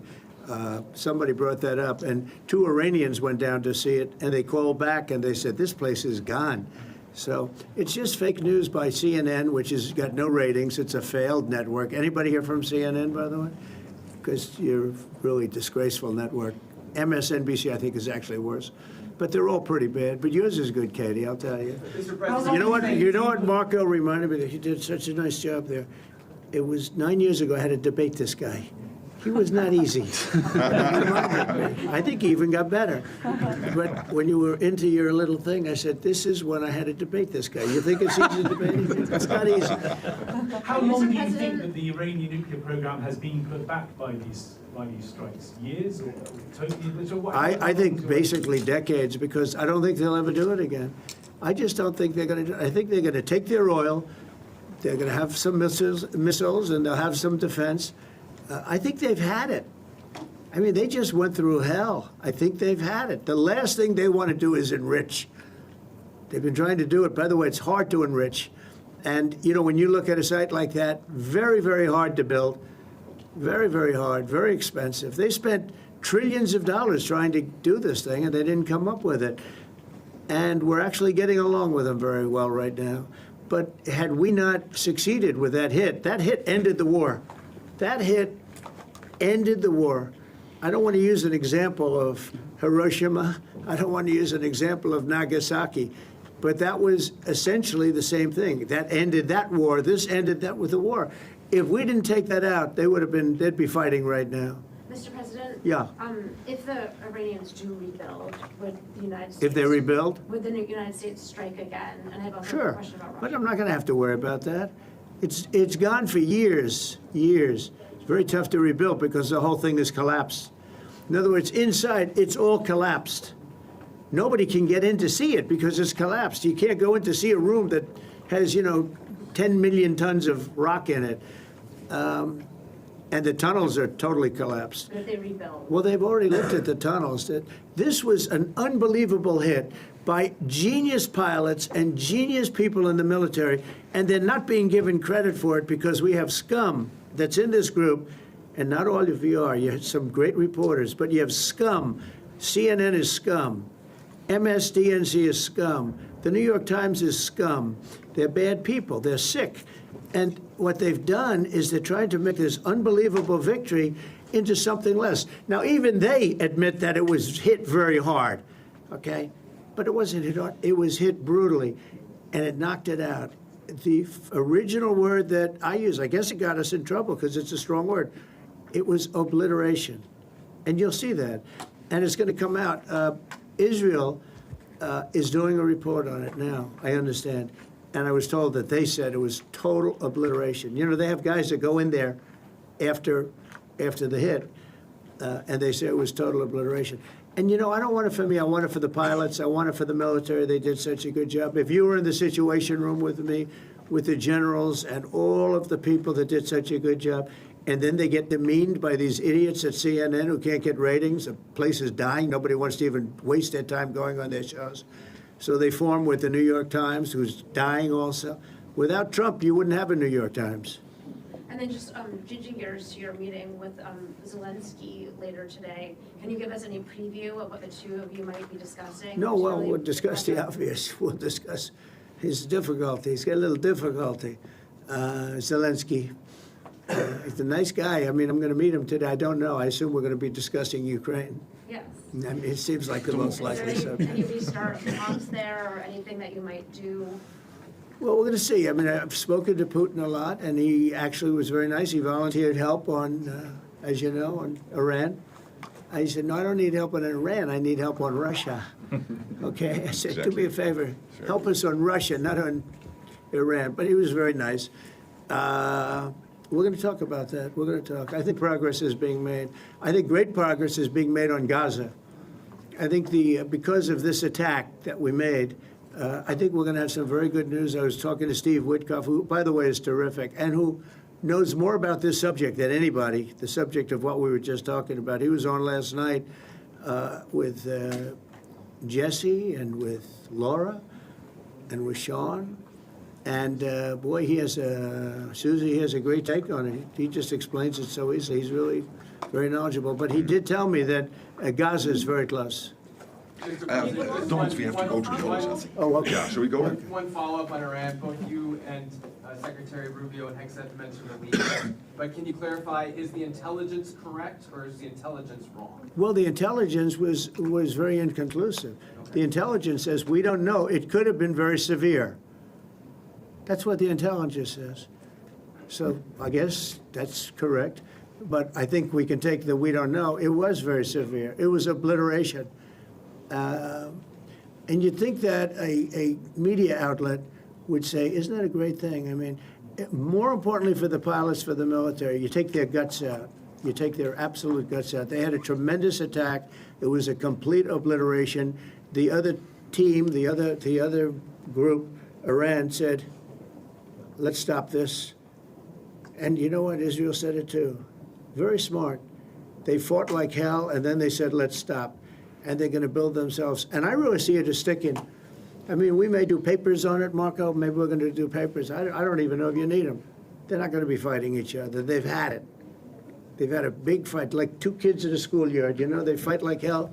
You can't stop them. Let them fight for about 2-3 minutes. Then it's easier to stop them. And then Daddy has to sometimes use strong language to You have get to stopped. use strong language. Every once in a while, you have to use a certain word. I think you have to join the others. Yes, we're going to join some other group. Yes, thank you. Katie, one last question. Do you believe she's so good. That's the only reason I take her. Thank you, Mr. President. She used to be very difficult, but now she's, go ahead. Do you believe that this strike on the Iranian nuclear program will lead to the release of the hostages in Gaza? I think that it helped a little bit. It showed a lot of power.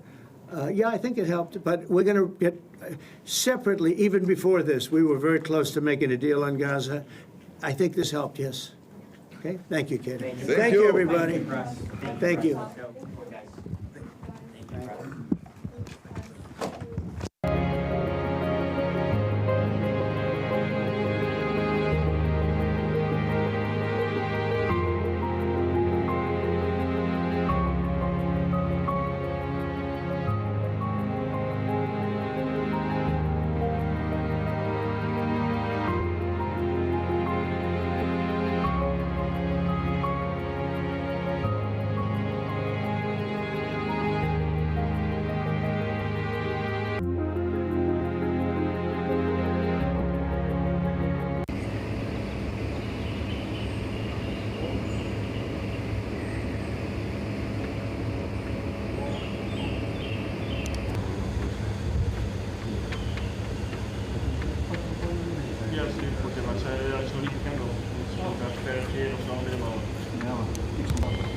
Dus die mannen zeggen, ja sorry, deze lang is zwart.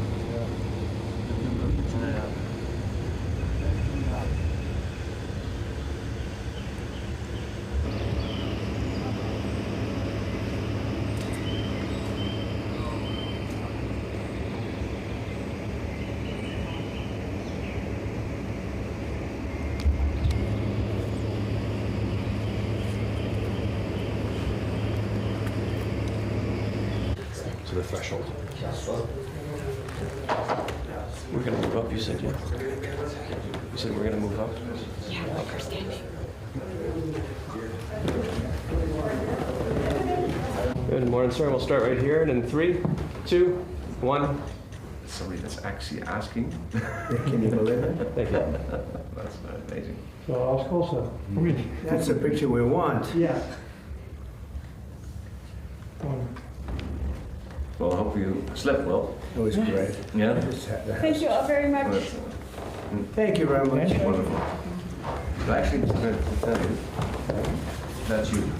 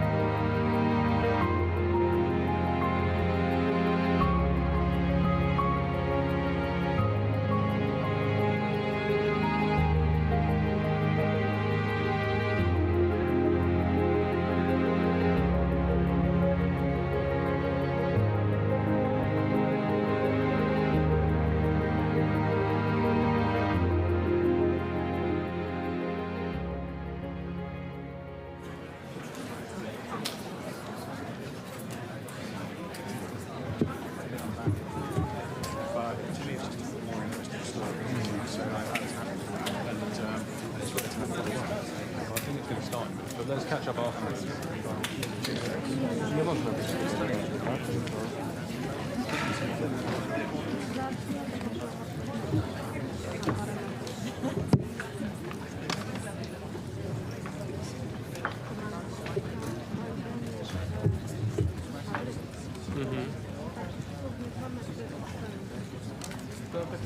tak samo u nas w Warszawie jest sytuacja na Albanii. Też u nas operacji bardzo szybko.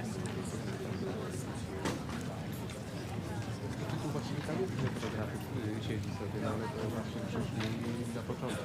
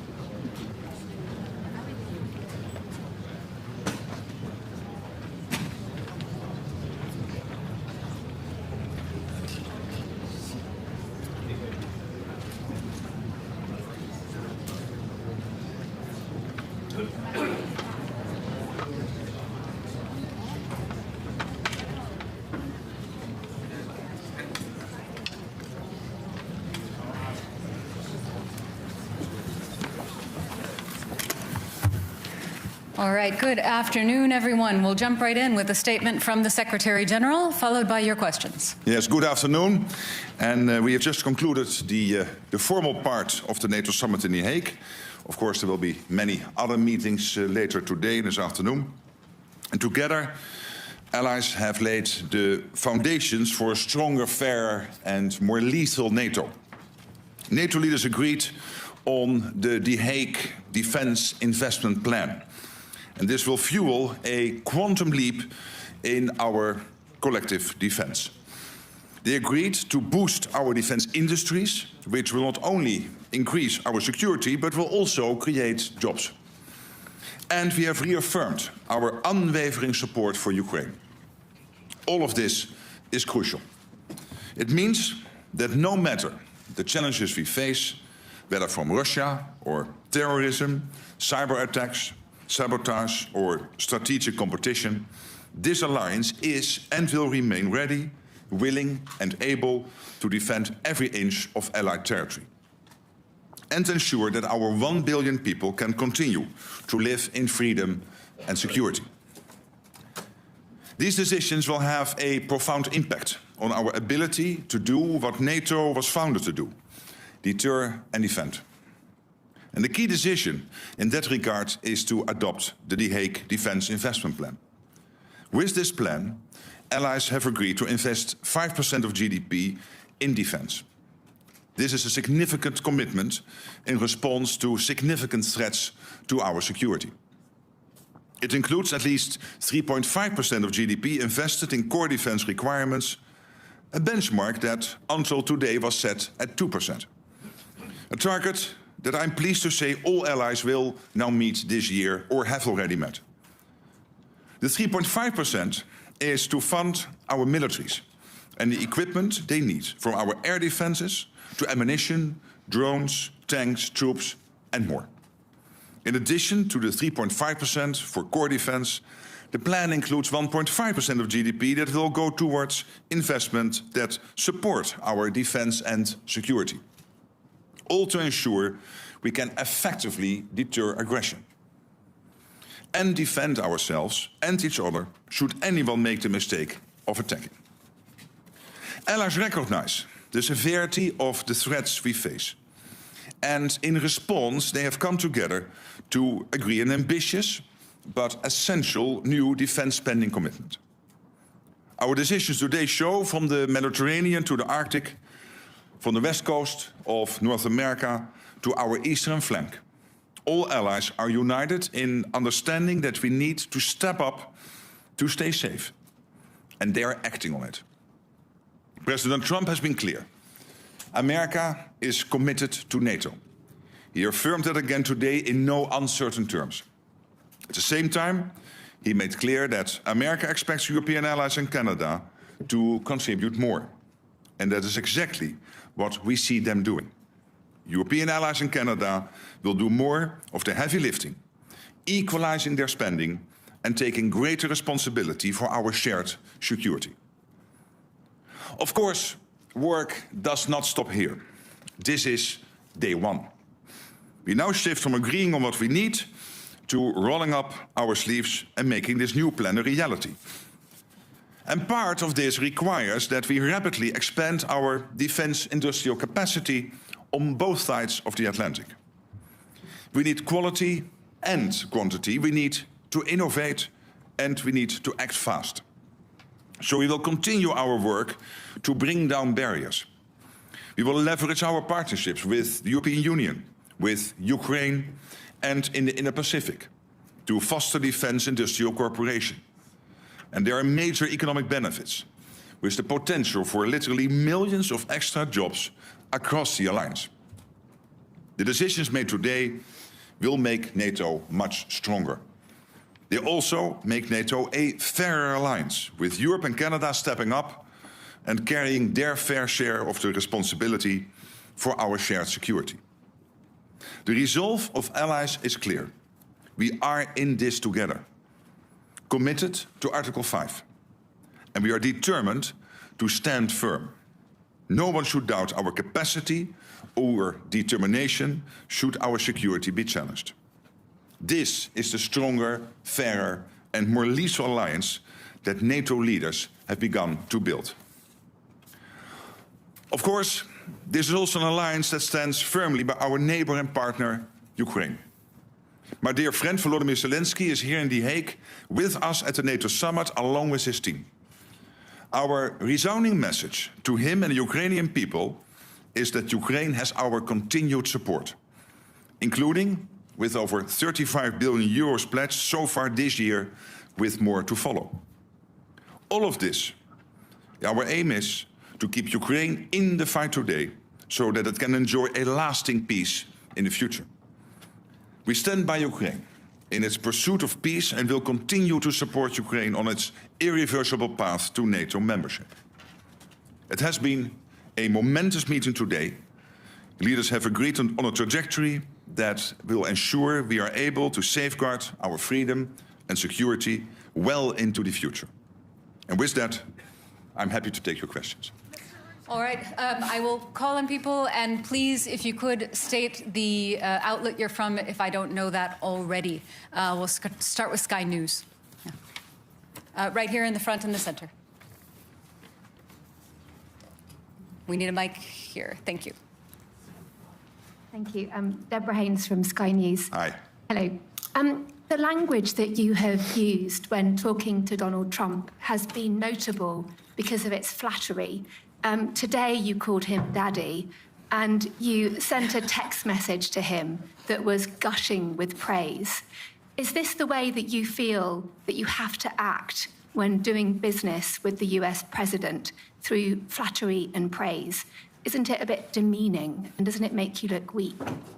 No, I don't think so. I think it's a bit of a question of taste, but I think he's a good friend. And when he is doing stuff which is forcing us to, for example, when it comes to making more investments, I mean, would you ever think that this would be the result of this summit if he would not have been re-elected president? Do you really think that 7 or 8 countries who said, yeah, somewhere in the 2030s we might meet the 2%, we've now all decided in the last 4 or 5 months to get to 2%? So doesn't he deserve some praise? And when it comes to Iran, the fact that he took this decisive action, very targeted, to make sure that Iran would not be able to get its hands on a nuclear capability, I think he deserves all the praise. All right. Next question. Let's come to the front here. I think it's BBC. Yes. Yes. Well, wait for the mic, please. Jamal Musawi from BBC Persian TV. You said that attack against Iran was legal and in accordance with the international law. But today, Kaya Kala said she is not sure that it was legal and in accordance with international law. Is there any kind of disagreement between you in NATO? No. There's not, but there will be many views always about international law. I think what the US did last weekend is justified. This is preventing Iran, and this is a request NATO has had for a long time, a position NATO has taken for a long time, that Iran should not get its hand on a nuclear deterrence. So I think it was totally justified what the US did. And I think it's also important that the American president is very much now working to get the ceasefire not only today and yesterday, but to have that ongoing over the coming weeks. All right. I see FT in the halfway back.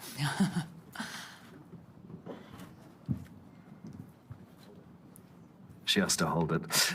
Secretary General Henry Foy, Financial Times. Aye. The floor.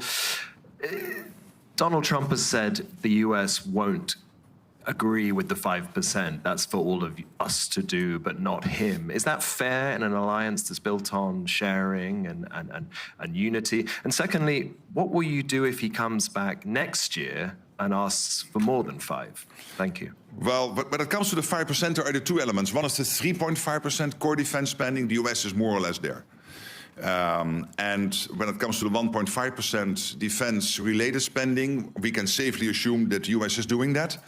When you look at their enormous capacity when it comes to fighting cybercrime, hybrid threats, when it comes to their infrastructure investments, when it comes to developing the defense industrial base. So I think we can safely assume that the US is more or less at that 5% already.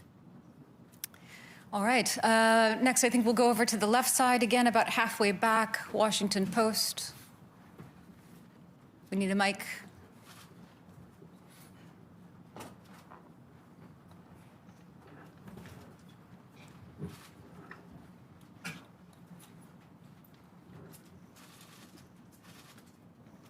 Thank you, Secretary General Ellen Francis, Washington Post.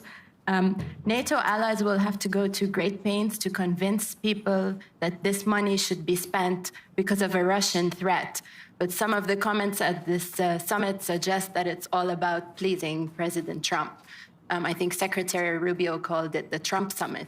Do you agree that it's the Trump summit? And how much of this pledge is about keeping the US president happy? Thank you. Well, there are two issues to this and to the 5%. One is that there is this consistent ask from the US. This started already with Eisenhower in the 1950s. For the Europeans and the Canadians to equalize with what the US is spending. And now, finally, we're going to do that. But obviously, the 3.5 core spending and the total 5% is deeply rooted in the outcome of a process in NATO, the NATO defense planning process, which has led to agreeing by the defense ministers 2 weeks ago on our targets. So what each country needs to do when the call would come. If the call would come, we need you to help because there is an Article 5 situation.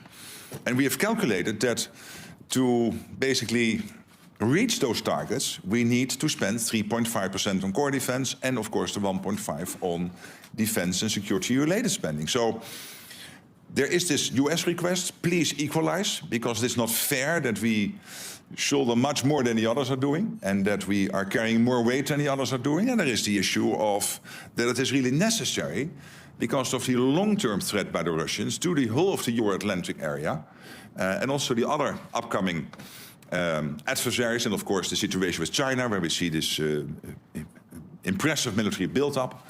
So it is both true. The US has consistently had this request now for 60, 70 years, and finally we will do it. And I think that's important. It makes the whole of the alliance more stable and fairer. And there is the need because of Russia and others. All right. The woman in the third row over on the left side here. Natalia Robb, the New Voice of Ukraine. Secretary General, you have stated that this year Canadians and Europeans have pledged 35 billion into military support to Ukraine, and this is not even the half of the year. In your opinion, what should be expenditure for Ukraine at the end of the year? And what amount of military aid to Ukraine could help Ukraine to win the war, not just survive? Well, on the first question, it's difficult for me to exactly predict, but you can safely assume as the trajectory in the first almost 6 months now is really north of the trajectory last year, that also by the end of the year it will end up north of the over 50 billion which was pledged in 2024. So I'm positive about that, optimistic, but I'm not going to make a concrete prediction. But we can safely assume that the end result will be positive. And of course, what we are doing here, we have to make sure that Ukraine can stay in the fight, that Ukraine has what it needs to be as strong as possible. But obviously, we are all also working on getting a peace deal done or a long-term ceasefire done. And then we have to make sure that Ukraine has what it needs to prevent Vladimir Putin from ever trying this again in the future. And the first layer of that, making sure that Ukraine can defend itself post a peace deal / a long-term ceasefire, obviously is also the support we are now providing to keep them in the fight, which has to do, of course, with training. It has to do with delivering military equipment, so the command in Wiesbaden, but also the various streams of money going into Ukraine, developing Ukrainians' defense industrial base, which still has about a 35 billion spare capacity. So this all together will help Ukraine to be as strong as possible now, but also to deter the Russians post a peace deal / a ceasefire. All right, let's come to the center section now. I see CNN in the fourth row. Thank you so much. I want to follow up on what you just said about the strikes in Iran, but first, can I ask you on Article 5, do you believe that Article 5 is subject to interpretation? Well, you know, Article 5 is absolutely clear, and at the same time, we have always said we will never go into details when exactly Article 5 will be triggered. And why not? Because we don't want to make our adversaries any wiser. And to follow up on Iran, sir, you just praised the U.S. strikes in Iran, saying that you do believe it will help prevent Iran from getting a nuclear weapon. There have been questions about where that highly enriched uranium is, and if Iran moved it before the United States struck on Saturday night. Do you have concerns about that and whether or not it poses a threat to NATO? Look what happened last weekend.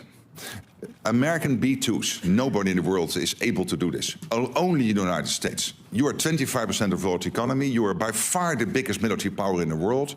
Only the United States is capable to do this. So the B-2s, the fantastic pilots in those fighter jets, the bombs which were used to get deep into these nuclear facilities in Iran, nobody has that type of stuff. And history made you the leader. History made you the ones who have to take action when it is necessary. And I think what President Trump did here is take a very targeted, chirurgical operation to take out as much as possible Iran's capability to get to a nuclear weapon. And I commend him for that.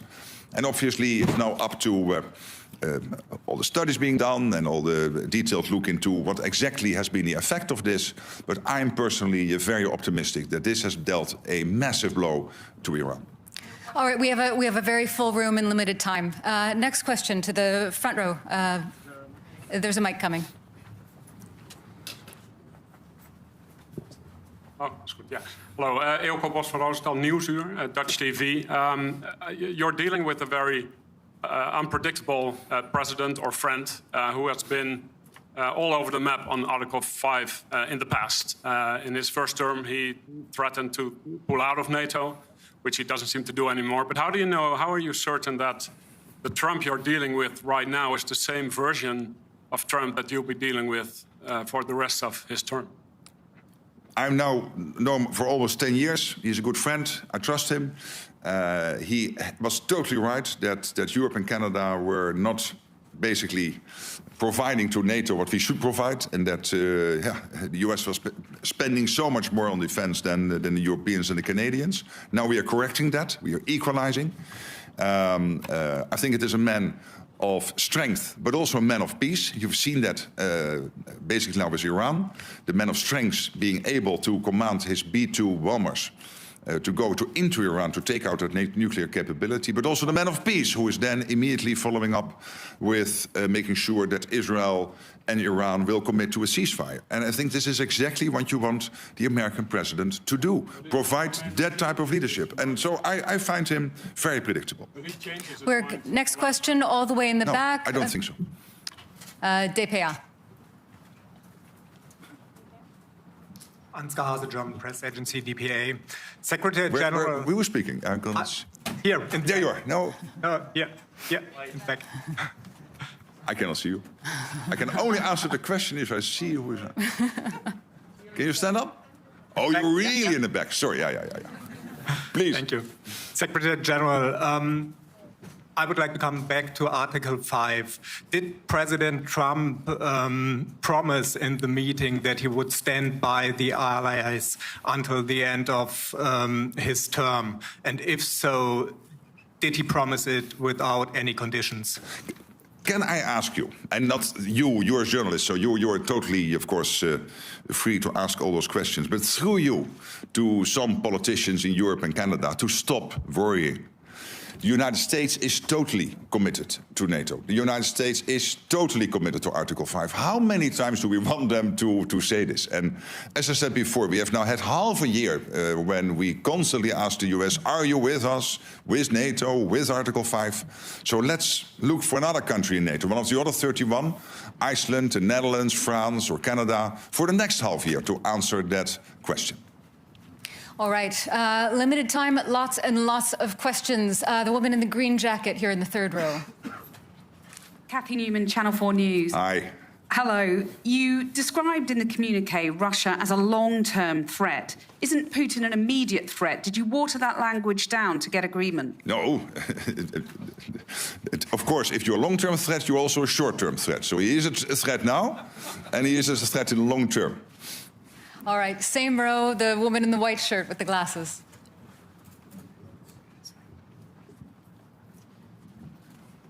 Thank you. Ida Hallikainen from Ilta-Sanomat, Finland. Mr. Secretary General, Russia has expanded its military infrastructure near Finland's eastern border. What is Russia aiming to achieve with this, and what is NATO's message on the matter? And second, if I may, is Spain now serious about the defense spending goal? Yes, on the last question, I believe so. As you know, there is disagreement to disagree that they think they can reach the capability targets by 2.1%. NATO is saying it has to be 3.5%, like for all the other allies. All allies will report on how they are getting to the capability targets, so we will see, and in 2029 we will anyway have a review of all of this. On your first question, well, let's not be naive about Russia. Of course, they are fighting this totally unprovoked war against Ukraine. But at the same time, and this is what we have been hearing, open source from many senior military leaders in Europe, including the Chief of Defense in Germany, they're building up their armed forces and reconstituting their armed forces at such a pace that they could be ready in 3, 5, or 7 years to attack NATO. And that is why today was so important, and today is so transformational. Yes, to the question before, because we had to equalize with the US and end the debate which has now been running for 60, 70 years. But particularly also because we know that there is this Russia threat, short-term, long-term, whatever. But the Russia threat is there, and we have to make sure that we can defend ourselves. And that is why we are doing this. Okay, we just have time for a few more questions. NHK, so fifth row here. Satya from NHK, the public TV station of Japan. Thank you. My question is about the IP4 countries, but which were here in The Hague. But so I know you've been mentioning that you won't lecture the whole world, but since you were able to make this historical decision today, do you think this would trigger other countries like the IP4 countries to think twice about their threats around them and their defense spendings? Well, we have this close cooperation. I had yesterday an excellent meeting with the Japanese foreign minister. We will have a meeting with the senior leaders from the Indo-Pacific 4 countries later today, and there will be another meeting also with President Zelensky and European leaders. So, but with the Indo-Pacific 4, we will also meet. And this is because we know that our two areas, so the Euro-Atlantic and the Indo-Pacific, are getting more and more connected. Look at North Korea being so closely involved now in the war effort, and North Korean soldiers fighting on European soil against, on the Russian side, against Ukraine. That is rather historic. So this cooperation is important, where it's very much focused on innovation, very much focused on procurement, on defense industrial production, making joint assessments of what is happening in the Pacific, what is happening in the Euro-Atlantic, and how the two are more and more interconnected. And I must say, when I'm speaking to the leaders, and I was visiting Japan early April, having a long meeting with the Prime Minister, and I met him again last week in Calgary at the G7, but also the leaders of the Republic of Korea, Australia, New Zealand, they all are very much aware that, of course, part of having a deterrence is that you spend enough on it. And you see in all these countries debates ongoing on doing more where possible, but it is not up to me to advise them. Let me concentrate on the 32 and make sure that we do what we need to do. But I think that debate is taking place also in many countries outside NATO. Okay, I think we've just got time for a couple more questions. The center, fifth row, gentleman in the very center there. Yeah. Yes, my name is Heikki Aitikoski. I'm from the Finnish newspaper Helsingin Sanomat. Did you exchange views on Vladimir Putin and Mr. Trump seems to be in rather friendly terms with him? It would be interesting to hear what you talked about him. I've not changed my views on Vladimir Putin. I don't trust the guy. And of course, I had a lot of dealings with him personally when we had a terrible situation with flight MH17, the Malaysian airline flight MH17, being shot out of the air by Russia in July 2014. Putin telling me that he was not present in the Donbass and that he had no dealings in Ukraine and this, that, and the other. And these were all lies. We know that. Okay, for the sake of geographical diversity, all the way in the back, Telegraph. Pim Cedee, De Telegraaf. Ms. Rutte, I have two short questions for you right here at the back. How do you think Vladimir Putin will look at this NATO summit in The Hague and the appointments being made between the 8 NATO allies? The other question, completely different one, but how big is the role of the Dutch King, Willem-Alexander, the Queen, and also Amalia in organizing this NATO summit and making it into a success? A big role. Last night was really amazing, and I mean, we are both Dutch, and we can be very fortunate to have this royal family. Of course, they have that overview which many politicians who are there for 1 or 2 terms can never compete with. So we have a king here in the Netherlands who is now in that position for 12 years. And you sense that. I mean, the breadth, the benefits from which he is speaking, including with the American president and other leaders, is really impressive. And I've seen the same before with his mother, Queen Beatrix. So that is one of the huge advantages of having a monarchy. And I would say, well, to your and my country, let's be happy and let's be glad and grateful that his family is willing to do that. On the other question, I mean, look what Putin achieved. He wanted to divide the West, and now Finland and Sweden have joined NATO. He wanted to divide the West, and now we have committed to a 5% spending target. So he cannot be very happy, and he should not be very happy. All the way in the front, on the left. Never give the microphone away. Give it up so that you can see me. Dejan Šejnović, Nezavisne newspaper from Bosnia and Herzegovina. Thank you very much for this opportunity. So for the West Balkans, for the first time, long time, it hasn't been mentioned in the communique. What does it mean for our region? You yourself were several times talking about the importance of the region for the alliance. What can you tell us why it's not mentioned? Yeah, but again, this is not your traditional communique which you would see in the UN or in NATO in the past, where you would have 60 pages, 90 paragraphs, basically talking about the world from the birth of Jesus up to today and everything in between. I mean, that's done.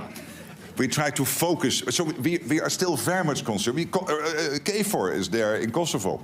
EUFOR is there in Bosnia and Herzegovina. I was visiting the region, had extensive talks with the leadership in Bosnia, in Kosovo. I had a dinner in Brussels with the president of Serbia. So we are very much involved as NATO. The EU, of course, is very much involved. We closely coordinate with Kaja Kallas and Ursula von der Leyen on the European side. But what we really want to do here is not to recall all the language, like the irreversible path of Ukraine into NATO. It's still there, nothing changed. But really to focus on 3 core issues in 5 paragraphs. And one of the paragraphs is about the next meeting. So basically 4 paragraphs. And that is about, as you know, production, spending, and Ukraine. Okay, final question to the young reporters in the front. Yes. We'll get a mic to you. Just a moment. Thank you very much for this opportunity, Secretary General. We are the youth correspondents. Absolutely. And you are here now for 2 days, and you've been marvelous. Yes, thank you. There's a lot happening in this world, and many children worry about it. Do you think we children can also fight for peace? Or should we trust that you could bring peace to the world? Thank you. But I cannot personally bring peace to the world. What we can do collectively is to make sure that we are so well prepared, we are so strong, that nobody will ever attack us. So the best way to preserve your future and that our children can live in a democratic, free, open society where you can be who you want to be, think what you want, have free press, what we basically have in the West, and let's be honest, it's fantastic, is to make sure that we spend enough on our defense, particularly if we know that we have some adversaries who are really trying to get at us. So that's the best way to preserve your future. And that's what we try to do today, to make that commitment. But you standing here is really touching. And we have seen each other now for 2 days. We know each other for some longer time. I really want to thank you both. And in you, all the free press sitting in this room, for your fantastic work. And see you soon, in Brussels or elsewhere. Bye-bye. Take care. Thanks. Thank you all very much. That's all we have time for today.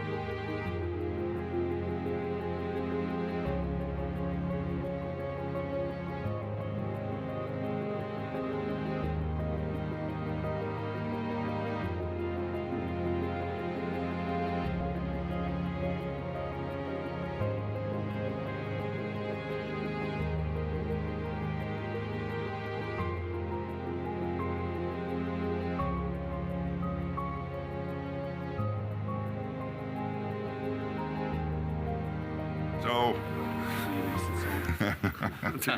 good afternoon, and I'm very happy. As you know, the Indo-Pacific partners are very dear. They are here for the fourth time now at a NATO summit, and we will now have a meeting. And we have that relationship between NATO and the Indo-Pacific countries, Japan and the Republic of Korea, Australia and New Zealand, not because we want to extend NATO to the Indo-Pacific, but because we have friends in the Indo-Pacific.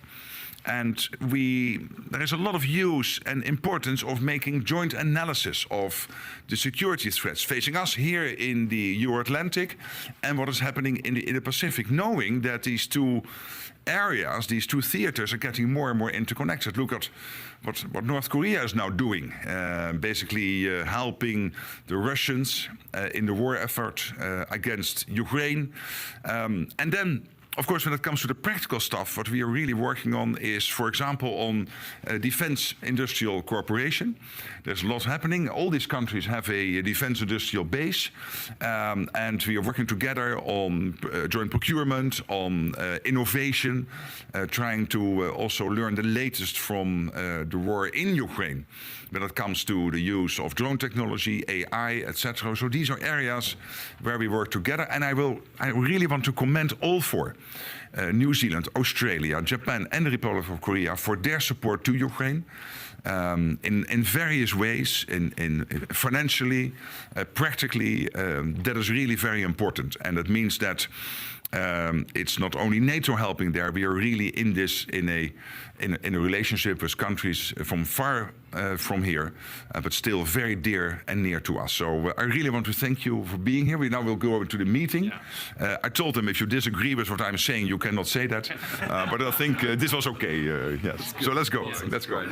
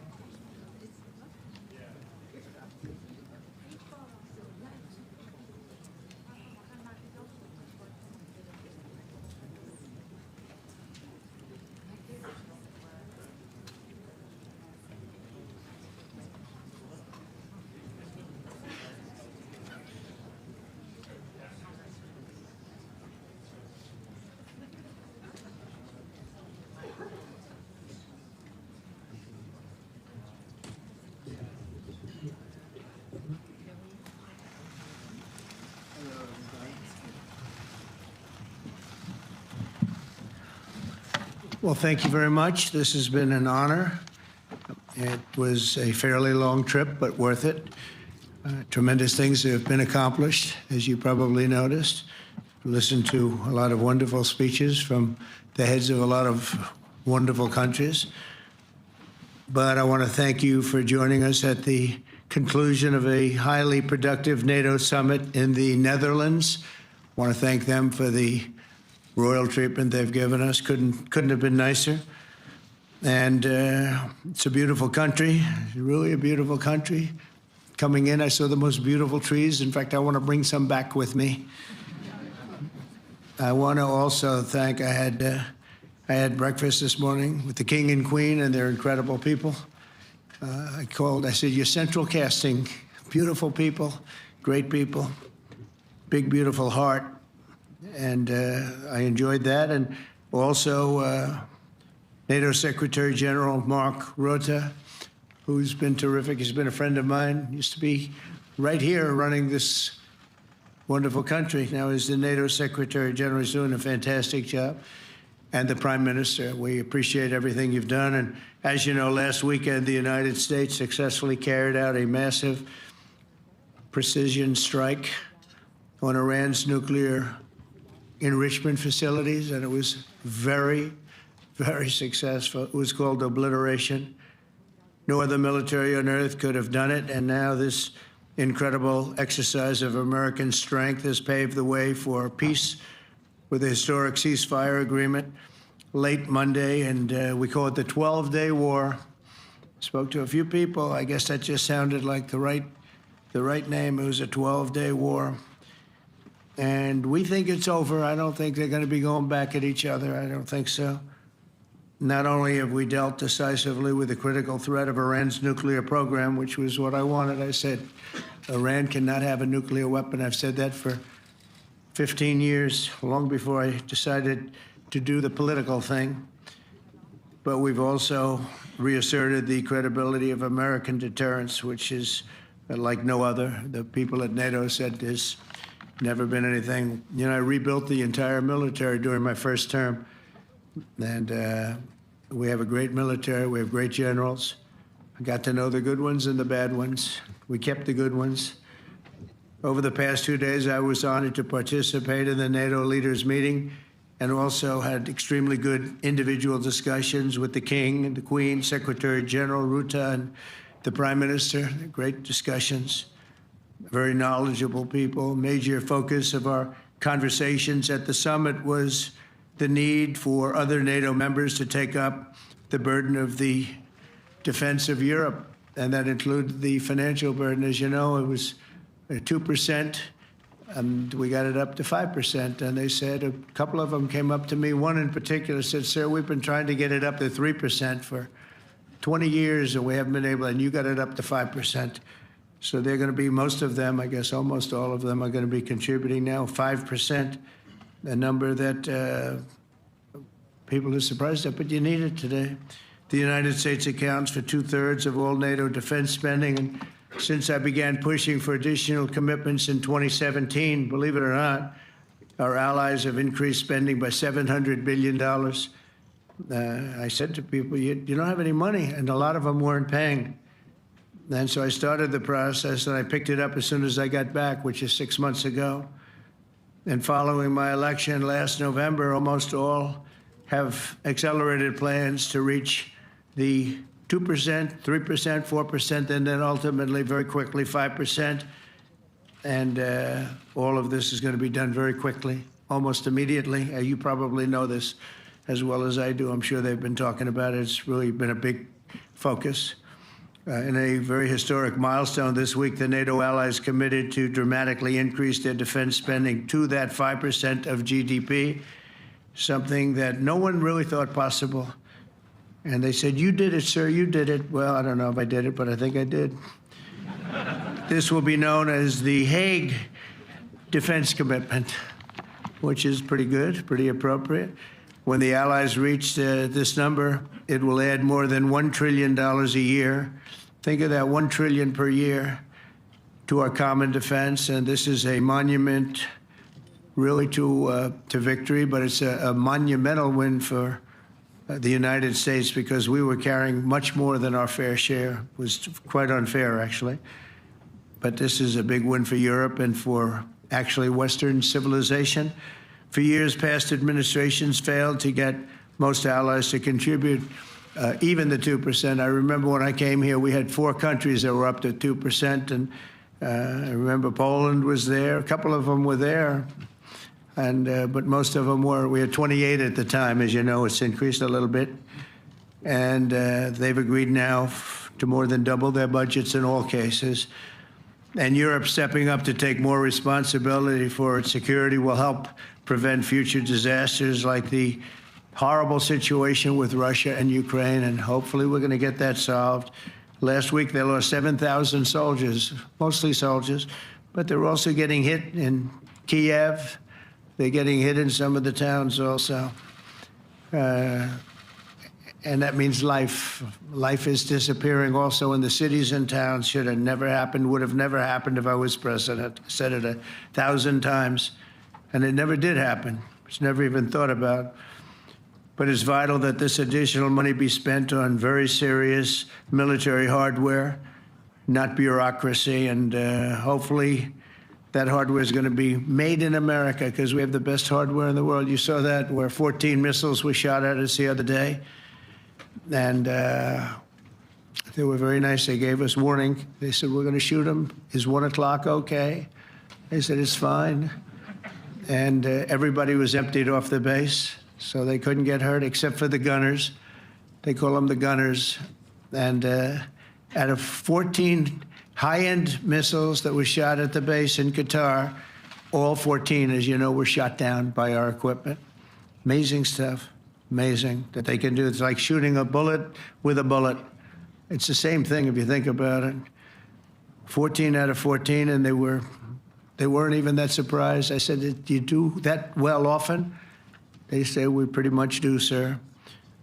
The Ukraine crisis has also highlighted the urgency of rebuilding our defense industrial base, both in the United States and among the allied nations. We cannot afford to be dependent on foreign adversaries for critical minerals. And as you know, we made a deal with Ukraine to take a vast amount of the land they have for minerals. We need it. And once again, I want to thank all of the people in the Netherlands, incredible people. It's a great place. And all of the NATO allies for the tremendous summit that we just had. A letter just came in, and a statement came in from the Atomic Energy Commission of Israel. And I just wondered, this is an official letter. They're very serious people, as you know. The devastating U.S. strike on Fordo destroyed the site's critical infrastructure and rendered the enrichment facility totally inoperable. It was devastated. We assessed that the American strikes on Iran's nuclear facilities has set back Iran's ability to develop nuclear weapons for many years to come. This achievement can continue indefinitely if Iran does not get access to nuclear material, which it won't. It's so sad that that whole thing had to go. But I just want to thank our pilots. You know, they were maligned and treated very bad, demeaned by fake news CNN, which is back there, believe it or not, wasting time, nobody's watching them. So they're just wasting a lot of time, wasting my time. And the New York Times, they put out a story that, well, maybe they were hit, but it wasn't bad. Well, it was so bad that they ended the war. It ended the war. Somebody said in a certain way, you know, that it was so devastating, actually. If you look at Hiroshima, if you look at Nagasaki, you know, that ended a war too. This ended a war in a different way, but it was so devastating. Also, they have, out of Dubai, just came that Iran's foreign ministry spokesman, this is Iran's foreign ministry, says it's near its nuclear installations were very badly damaged by the American strike. So what bothered me about these reports with fake reports put out by the New York Times, failing, I call it the failing New York Times because it's doing terribly. Without me, it would be doing no business at all. But, and by fake news, CNN and MSDNC, all of these terrible people, you know, they have no credibility. You know, when I started, they were at 94% credibility, the media. Now it's at 16%. And I'm very proud of it because I've exposed it for what it is. But when I saw them starting to question the caliber of the attack, was it bad? Well, it was really bad. It was devastating. They were obliterated. In fact, you can't get into the tunnels. They just put that over. That just came out. They can't, there's nothing, there's no way you can even get down. The whole thing is collapsed in a disaster. And I think all of the nuclear stuff is down there because it's very hard to remove. And we did it very quickly. When they heard we were coming, it was, you know, you can't move it. It's very hard, very dangerous, actually, to move to. And they also knew we were coming, so I don't think too many people want to be down there knowing we're coming. With the bunker busters, as we call them, we're the only ones that have them. We have the best equipment, best nuclear equipment, and we have the best equipment in the world. And by the way, we can't forget our submarine, which was out there, submarines actually, but submarine was out there. We shot 30 rockets into an area, every single one of them. I think it was almost 400 miles away, I think, Pete, right? 400? And long. It was in the ocean, long ways away. And we shot a total of 30. Every single one of them hit within 9 inches from where it was supposed to be. It took out a lot because we didn't do just Fordo. We did 2 others in addition, which hadn't been completely destroyed. So we hit them with a submarine from hundreds of miles away. Amazing, just amazing equipment. Greatest submarines in the world. Nobody's even close. They're 20 years behind us when it comes to submarine technology. So that's one, and the other was from the Atomic Energy Commission. And they have about 3 or 4 of them now coming in from atomic energy commissions from various places. But the one that we have that just came out, we released it a little while ago, was from the Israeli Atomic Energy Commission. But numerous of them are getting to see the site, and the site has been demolished. And again, we had these brave patriots these incredible flyers, these people that can fly a plane better than anybody can fly a plane, going into very hostile territory, flying into the territory that has got more missiles and things pointed at it, but it was very stealth. They didn't get to see it. It was dark. That's the amazing thing about the shots. They hit the shots perfectly, and yet it was dead dark. There was no moon. There was no light. It was virtually moonless.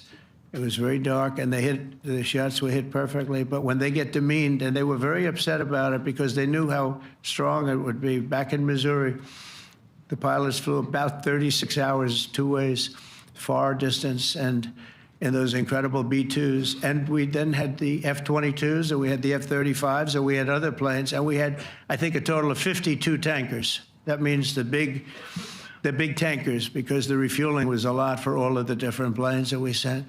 Incredible operation, and I have to say, General Raisin Kane was incredible. That's why he beat ISIS, and we beat ISIS in a matter of weeks. I was told it would take 4 to 5 years. We did it in a few weeks, and he was great. That's why he's the head of the Joint Chiefs of Staff right now, because I had a very good experience with him. He knocked out ISIS in a period of literally a few weeks. Amazing. And it was supposed to take a few years, 5 years to be exact. So we had a great victory there, and we then came here, and I think we had a great victory here. But this is an ongoing project. This is the safety of Europe, the safety of the world. And they've raised it from 2% to 5%, something which nobody, and you're talking about over $1 trillion a year. So we're talking about a lot of money coming in from countries that were not paying nearly enough to be effective. So I have, as you know, Marco Rubio with me, and Pete Hegseth, Secretary of State and Secretary of War. Should we say Secretary? You know, it used to be called Secretary of War. Maybe for a couple of weeks we'll call it that, because we feel like warriors. Used to be called Secretary of War. In fact, if you look at the old building next to the White House, you can see where it used to be Secretary of War. Then we became politically correct, and they called it Secretary of Defense. I don't know, maybe we'll have to start thinking about changing it, but we feel that way. Do we have any questions, please? Wow. That's a lot of questions. Who's a nice person? Oh, you're not a nice person, but I'll let you ask one. Go ahead. What's he going to ask? He is not nice at all. I know him well. Thank you, Mr. President. Yeah. Thank you for taking the time before flying home. You just said you believe the conflict between Israel and Iran is over. What makes you so confident it is? And what do you do if it isn't? Because I dealt with both, and they're both tired, exhausted. They fought very, very hard and very viciously, very violently, and they were both satisfied to go home and get out. And can it start again? I guess someday it can. It could maybe start soon. I think a big telltale sign was when, as you know, Iran somewhat, by not much, violated the ceasefire, and Israel had the planes going out that morning, and there were a lot of them, 52 of them. And I said, you got to get them back. And they brought them back. They didn't do anything. They brought them back. It was very good. I thought it was amazing, actually. They have fought a hell of a war. They fought very hard. I think the war ended, actually, when we hit the various nuclear sites with the planes. And I just hope you people can give these pilots, these are the best pilots in the world. They're the best shots in the world. They call them shots. That's what they are. And wait a minute. And I just hope you can give them the respect they deserve, because they came home to fake news. And like, oh, gee, there was hardly any damage. The things are decimated. So, but I think, no, I think they're very much finished. I think Israel's going to get back to doing what they do, and I think that Iran's going to get back. You know, Iran has a huge advantage. They have great oil, and they can do things. I don't see them getting back involved in the nuclear business anymore. I think they've had it. They've been at it for 20 years, and I don't see that happening either. Now, if it does, we're always there. It won't be me. It'll be somebody else, but we're there. We'll have to do something about it. Yes, please, go ahead. Go ahead. Oh, fake news, CNN? Oh, yeah, here we go. Wait till you hear this question. Thank you, You should really say how great our soldiers and our warriors are. I think everyone appreciates our soldiers and our warriors. I do have two questions for you, Mr. President. You just cited Israeli intelligence on these attacks. Earlier, you said U.S. intelligence was inconclusive. Are you relying on Israeli intelligence for your assessment of the impact of the strikes? No, this is also Iran made the statement. And it's also, if you read the document that was given, that Pete can talk about if you'd like, the document said it could be very severe damage, but they didn't take that. They said it could be limited or it could be very severe. They really didn't know, other than to say it could be limited or it could be very, very severe. And you didn't choose to put that because it was very early after. Since then, we've collected additional intelligence. We've also spoken to people who have seen the site, and the site is obliterated. And we think everything nuclear is down there. They didn't take it out. Okay, question? Please, go ahead. Go ahead. Yeah, blue dress. Thank you so much, Mr. President. Yesterday, you said China can now continue to purchase oil from Iran. Yeah. Are you giving up on your maximum pressure campaign? Because With there are who? sanctions right now. With who? On Iran? No, look, they just had a war. The war was fought. They fought it bravely. I'm not giving up. They're in the oil business. I mean, I could stop it if I wanted. I could sell China the oil myself. I don't want to do that. They're going to need money to put that country back into shape. We want to see that happen. Would it? No, if they're going to sell oil, they're going to sell oil. We're not taking over the oil. We could have, you know. I used to say with Iraq, keep the oil. I could say it here, too. We could have kept the oil. No, China is going to want to buy oil. They can buy it from us. They can buy it from other people. But you're going to have to put that country back into shape. It desperately needs money. Yeah. Yeah, please. Here we go. I'm picking the beauties today. Go ahead. Mr. President, Secretary General Rutte has described President Putin as an adversary, a threat, an enemy. Do you view him the same way? And in addition to that, you mentioned General Kane, your chief of staff, the chairman of the Joint Chiefs of Staff. General Kane. Yes, he has said that Mr. Putin has territorial ambitions beyond Ukraine. Do you view that in the same way? It's possible. I mean, it's possible. I know one thing, he'd like to settle. He'd like to get out of this thing. It's a mess for him. He called the other day. He said, can I help you with Iran? I said, no, you can help me with Russia.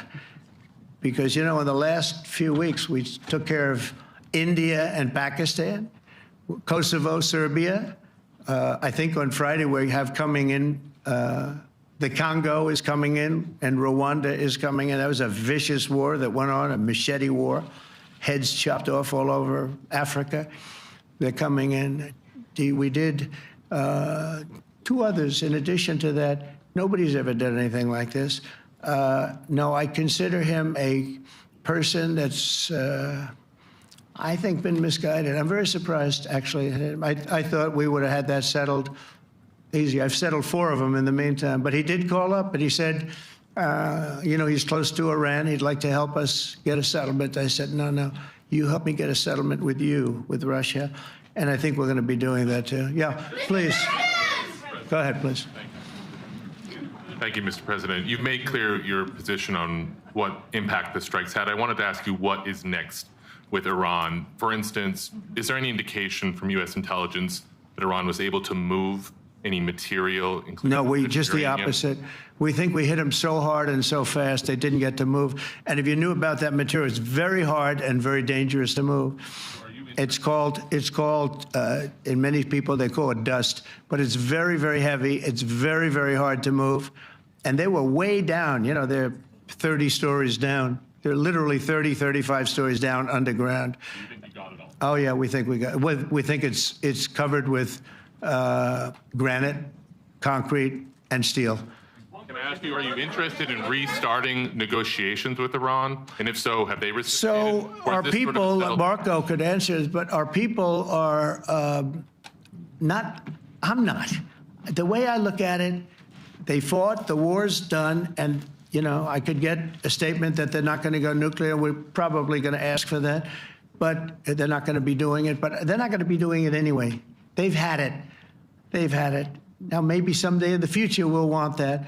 But I've asked Marco, do you want to draw, I just asked him the question as we were walking on the stage, do you want to draw up a little agreement for them to sign? Because I think we can get them to sign it. I don't think it's necessary. Marco, do you want to talk about that, please? Well, Mr. President, I think President Trump has shown a willingness to meet and talk to anybody in the world who's interested in peace. I don't know of any president that's been as willing as he has to meet with anyone and talk about peace. We'd love to have peaceful relations with any country in the world. And so obviously that'll depend on Iran's willingness not just to engage in peace, but to negotiate directly with the United States, not through some third country or fourth country process. But I know of no president, probably in our modern history, that's sought peace more than President Trump has. Sounds like the door is open, but you're in no rush. Is that right? Sounds like the door is open, but I'll tell you what, look, we're going to talk to them next week with Iran. We may sign an agreement. I don't know. To me, I don't think it's that necessary. I mean, they had a war, they fought. Now they're going back to their world. I don't care if I have an agreement or not. The only thing we'd be asking for is what we were asking for before about we want no nuclear, but we destroyed the nuclear. In other words, that's destroyed. I said, Iran will not have nuclear. Well, we blew it up. It's blown up to kingdom come. And so I don't feel very strongly about it. If we got a document, wouldn't be bad. We're going to meet with them, actually. We're going to meet with them. Yeah. Yeah, go ahead, please. Yes. Mr. President, Netherlands TV, thank you for visiting our country. Good. As I understood, Thank you. I, of course, would like to know how you slept last night at the House of the King. Oh, I slept beautifully. But probably a more serious question. I think you just had a meeting with President Zelensky. Did you discuss any ceasefire in this Russo-Ukrainian? No, I wanted to know how he's doing. He was very nice, actually. You know, we had little rough times sometimes. He was, couldn't have been nicer.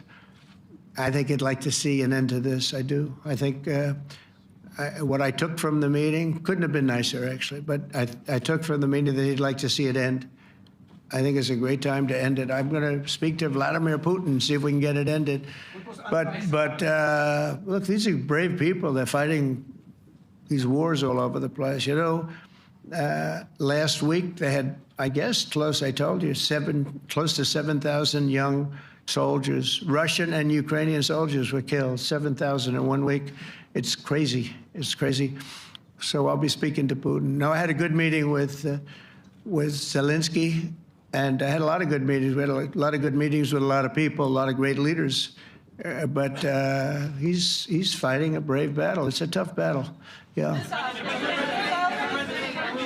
Go ahead, white dress. Thank you. Ida Hallikainen from Finland, Ilta-Sanomat. Good. You have played golf with President Finland as a NATO ally and partner, and how would you describe your relationship with our president? Well, he's a very good golfer, okay? In fact, he was on his college golf team. He went to a good college in the South, as you know, a very good college, and he was a good golfer. We had a good time.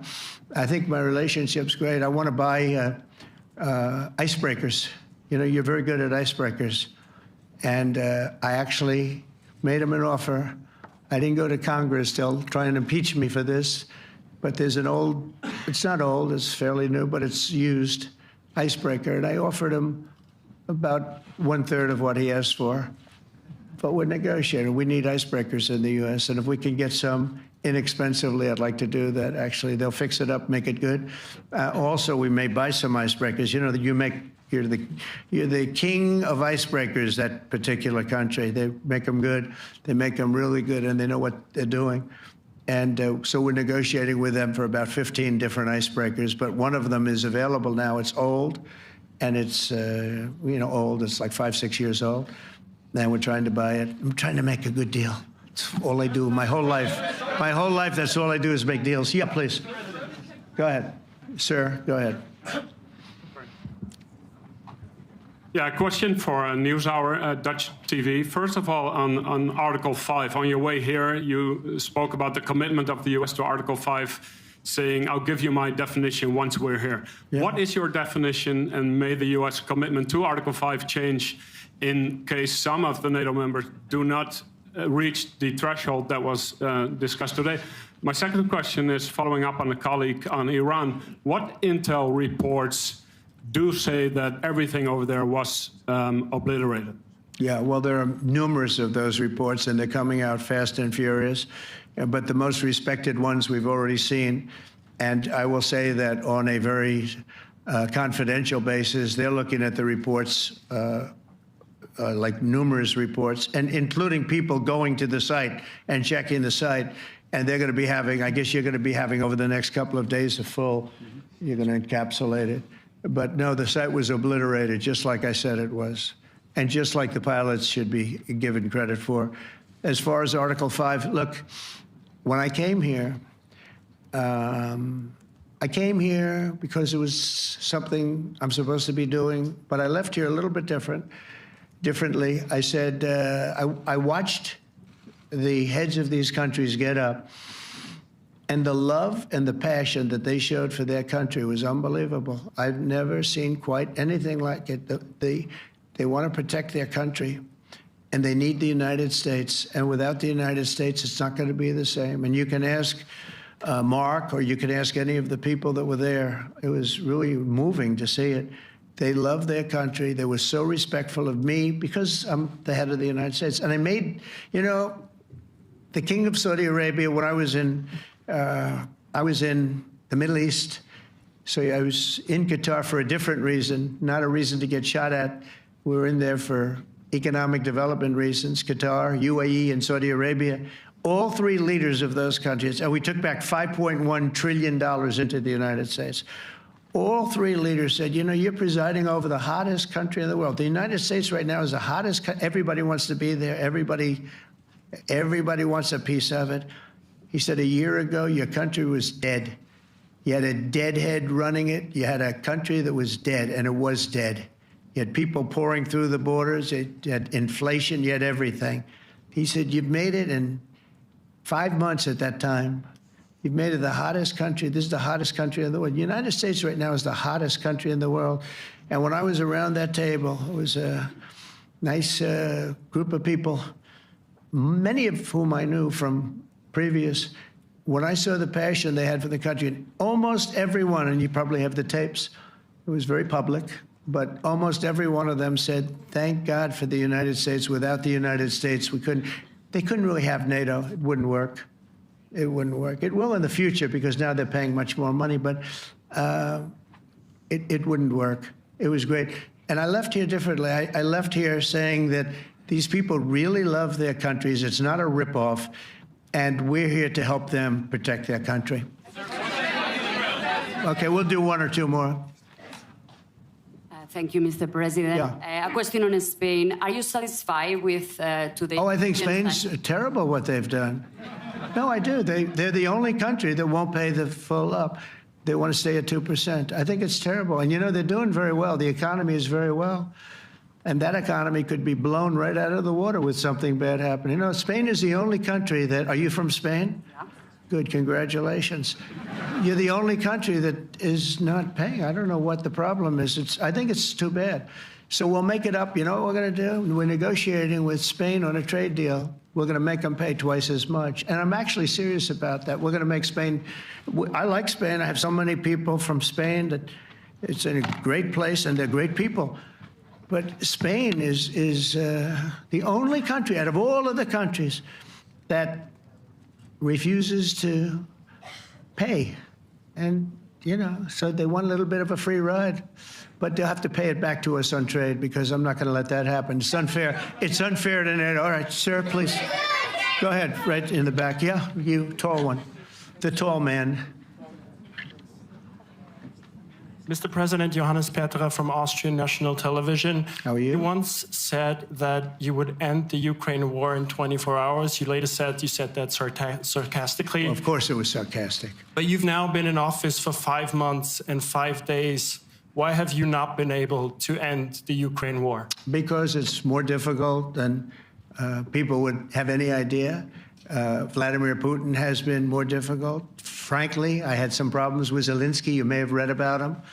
And it's been more difficult than other wars. I mean, look, we just ended a war in 12 days that was simmering for 30 years, frankly.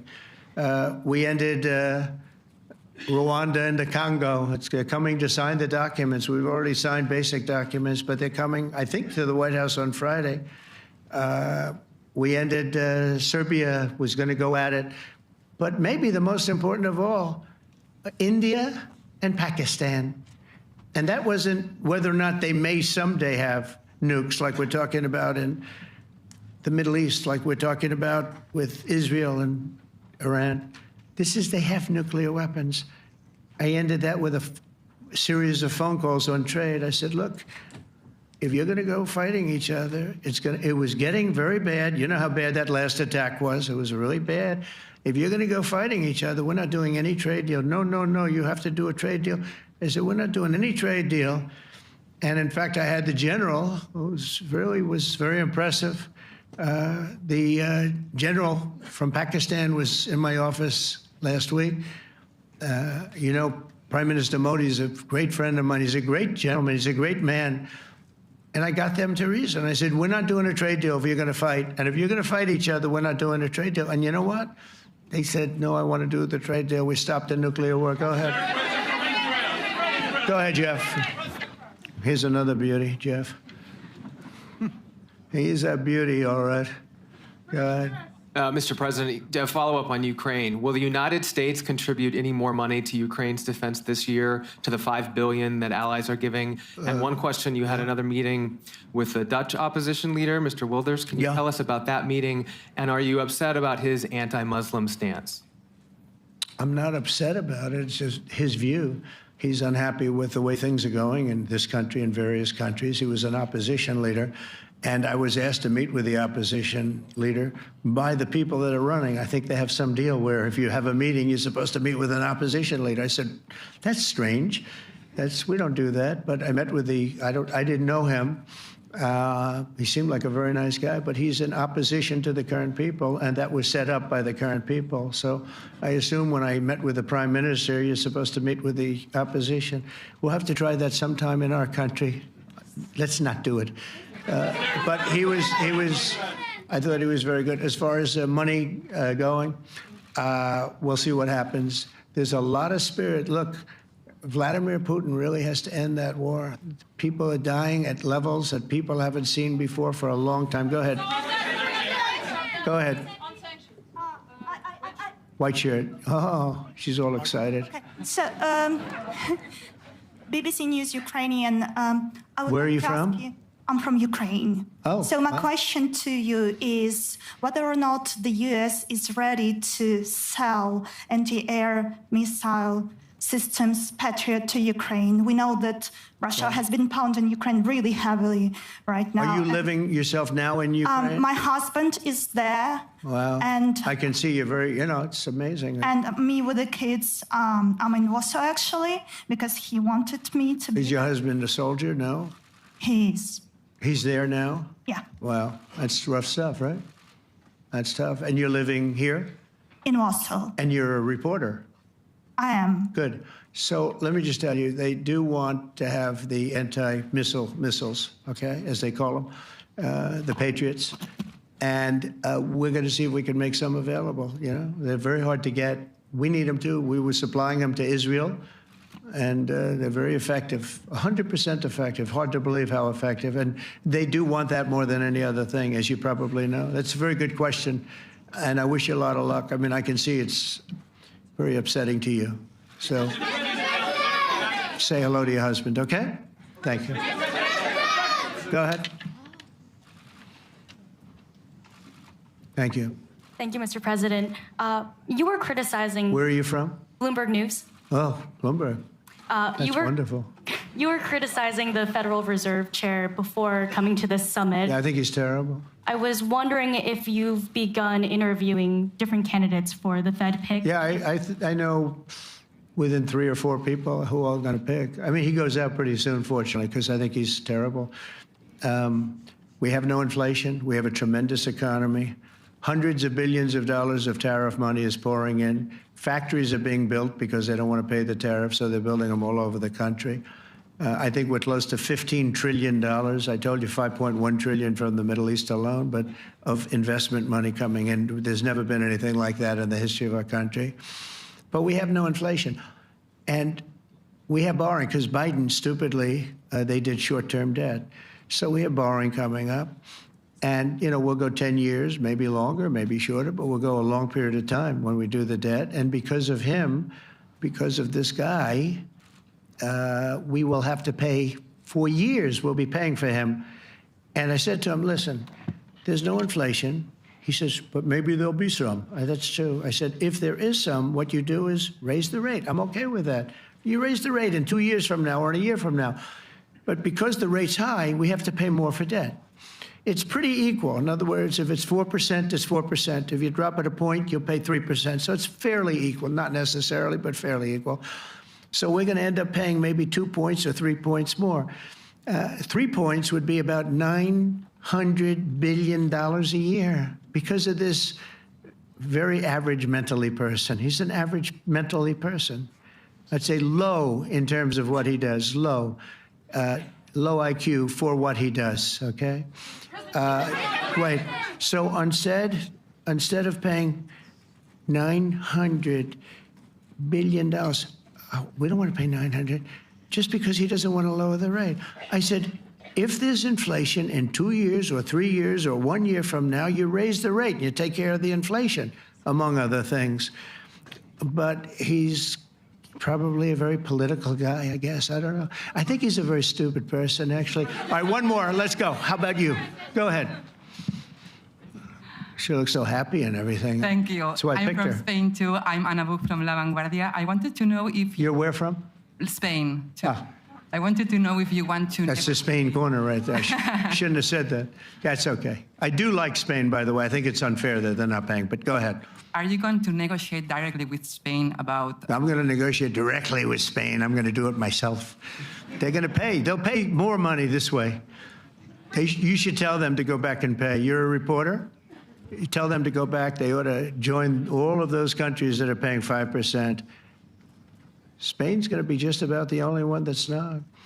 They were the most hostile toward doing it. It just doesn't make sense to me. Okay. All right, Kelly, go ahead. Here we go. Here's another one.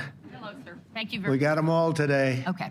So, Mr. President, you talked about expecting some on-the-ground assessments at Fordo and other sites. Now here, Is that here again. Israeli and U.S.? It's been obliterated, Kelly. It's been What is your message obliterated. then, sir, to the intelligence community when they present reports? You're not disputing the DIA report. You're just...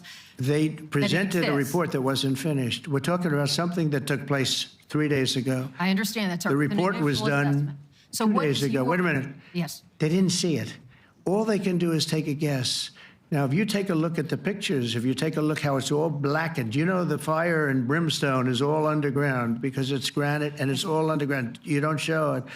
But even there, with all of that being said, the whole area for 75 yards around the hole where it hit is black with fire.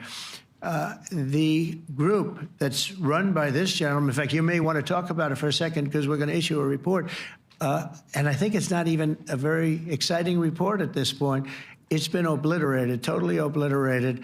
And they did a report, but it was like, if you look at the dates, it's just a few days after it Understood, happened. sir. So they didn't see it. They said it may be very severe. Go Understood. ahead. Do you have a message for the intelligence community, though, in terms of unvarnished information getting to you, that it's not... I don't really have a message. I would say issue the report when you know what happened. I wouldn't say that it could be severe or maybe not. They use the word severe. It could be severe or maybe it's not. And so people like you picked up and said, oh, it's not severe. We're just no, looking for the report was not a complete report. Yeah, the message was probably wait till you know the answer before you... And Go sir, ahead. did you not have a public component to your Zelensky meeting for a tactical reason with President Putin? Let him answer this one. Hello, Mr. Secretary. Yeah. There's a reason the president calls out fake news for what it is. These pilots, these refuelers, these fighters, these air defenders, the skill and the courage it took to go into enemy territory flying 36 hours on behalf of the American people and the world to take out a nuclear program is beyond what anyone in this audience can fathom. And then the instinct of CNN, the instinct of the New York Times is to try to find a way to spin it for their own political reasons to try to hurt President Trump or our country. They don't care what the troops think. They don't care what the world thinks. They want to spin it to try to make him look bad based on a leak. Of course, we've all seen plenty of leakers. And what do leakers do? They have agendas. And what do? Do they share the whole information or just the part that they want to introduce? And when they introduce that preliminary, a preliminary report that's deemed to be a low assessment, you know what a low assessment means? Low confidence in the data in that report. And why is there low confidence? Because all of the evidence of what was just bombed by 12 30,000-pound bombs is buried under a mountain, devastated and assessment of what happened at Fordo, you better get a big shovel and go really deep because Iran's nuclear program is obliterated. And somebody somewhere is trying to leak something to say, oh, with low confidence, we think maybe it's moderate. Those that dropped the bombs precisely in the right place know exactly what happened when that exploded. And you know who else knows? Iran. That's why they came to the table right away, because their nuclear capabilities have been set back beyond what they thought were possible because of the courage of a commander-in-chief who led our troops, despite what the fake news wants to say. But you're not disputing the report said what it said, even though it was initial. The report said what it said, and it was fine. It was severe, they think, but they had no idea. They shouldn't have issued a report until they did, but we've gotten the information. I think Pete said it better than you can say it. And, you know, you should be proud, you, especially you, should be proud of those pilots, and you shouldn't be trying to demean them. No, there's those pilots flew at great risk, a big chance that they'd never come back home and see their husbands or their wives. Let me just tell you, you and NBC, fake news, which is one of the worst, and CNN, New York Times, are all bad. They're sick. There's something wrong with them. But you know what? You should be praising those people instead of trying to find some. By getting me, by trying to go and get me, you're hurting those people. They were devastated. You know, I got a call from Missouri, great state, that I won 3 times by a lot. And I got a call that the pilots and the people on the plane were devastated because they were trying to minimize the attack. And they all said it was hit. But we don't think it was really maybe hit that badly.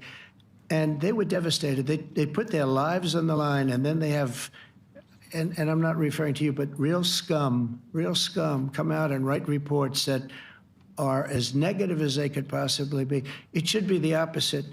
You should make them heroes and heroines. You should make them really people that they were so devastated when they heard this news. And you know what they said? One of them, I spoke to one of them, said, "Sir, we hit the site. It was perfect. It was dead on." Because they don't understand fake news, because they have a normal life, except they have to fly very big, very fast planes. But it's a shame. You should be making them heroes. All right, in the back. Go ahead, back, white, yeah. White jacket, yeah. Go ahead, give him a mic. Hello. Deborah Haynes from Sky News. Good.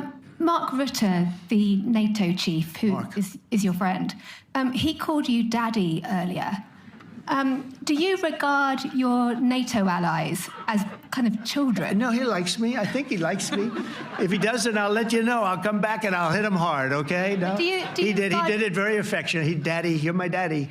Do you regard your NATO allies, though, as kind of like children, and they're obviously listening to you and they're spending more, and you're obviously appreciative of that, but do you hope that actually they're going to be able to defend themselves, defend Europe on their own? I think they need help a little bit at the beginning, and I think they'll be able to, and I think they're going to remember this day. And this was a big day for NATO. You know, this was a very big day. They took it. One of the gentlemen said, you know what? We've been trying to raise money raise the rate for 30 years, he said, 20 years, from almost the beginning. And he's been there for a long time. He said, until you came along, it never happened. What you did is amazing. It's been sort of an amazing day for a lot of reasons, but also for that. Yeah, go ahead. Do you think they can do it without you, though, in the future? Can they do it without Well, ask Mark. States? I mean, you have to ask Mark, okay? So we're heading back. We're heading back. I want to thank these 2 gentlemen behind me. They're incredible people, both of them. They've done a fantastic job. And Susie's in the front, and she's done great. And Monica, thank you very much. That was quite an exciting time. and we're going to be heading back. We'll be back soon, and we'll see you in Washington, D.C. Remember this, we have the hottest country anywhere in the world. Thank you very much, everybody. Thank you.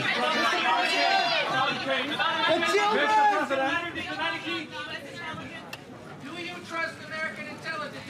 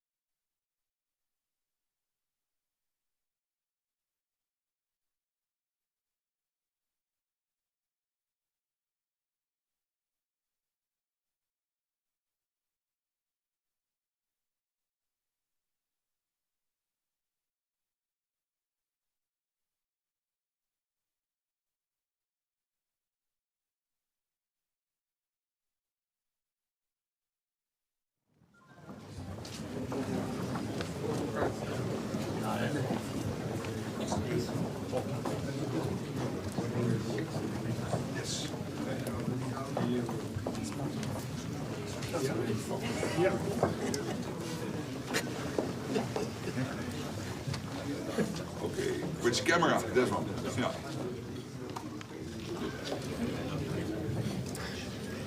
Yeah. So close. Yeah. Okay. Thank you. And then we go over there. Yes. Yes. Sorry.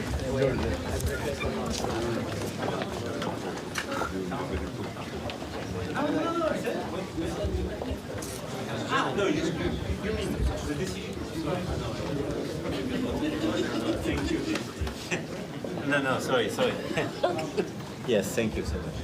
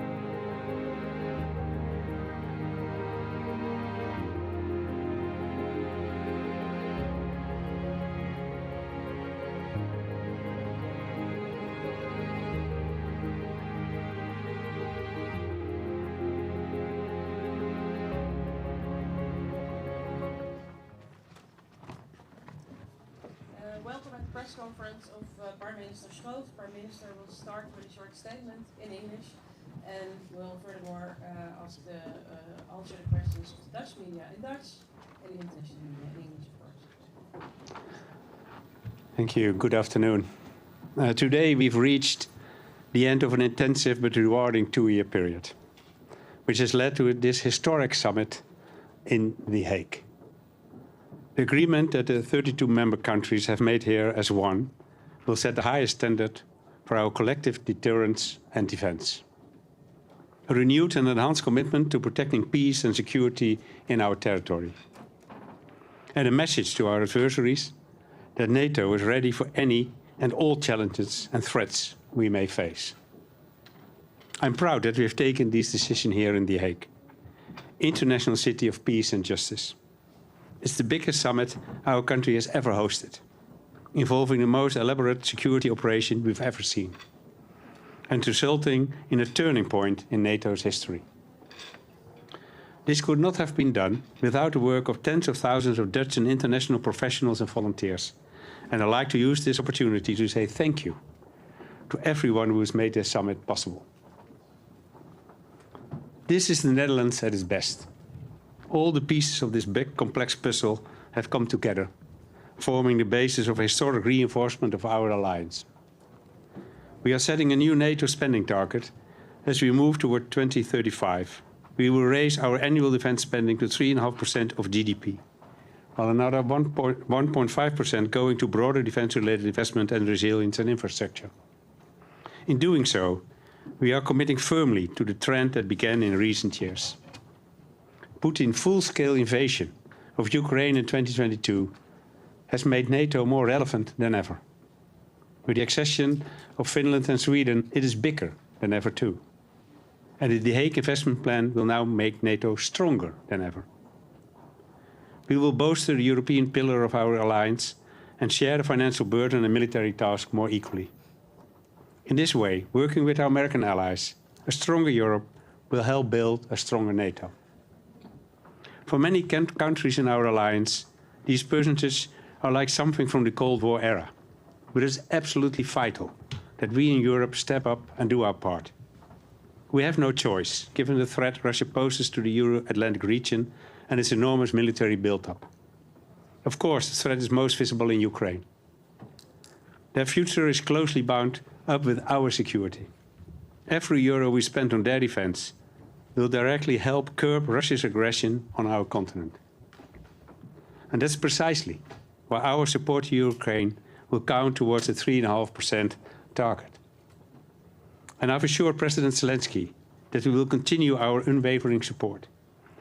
As can be seen in our new military support package worth 175 million euros and the 500 million euros worth of contracts we have concluded with Ukraine's defense industry. And so, the end of one process is always the start of a new one. In fact, we might say the real work is just beginning. Under the new agreements, we will be making annual plans to bring us one step at a time to our target at 2035. A review will be held in 2029 to see if the capability targets and the underlying security assessments are still accurate. And we must get to work fast to bring the transatlantic and European defense industry fully up to speed. Our factories need to produce more, and produce it more quickly and in more innovative ways. That will allow us to turn all available euros and dollars into the defense hard power we need. The Defense Industry Forum that was held during the summit provided valuable lessons that we can now build on further. And I want to be frank. Yes, this new chapter of the NATO alliance will demand a lot of us all.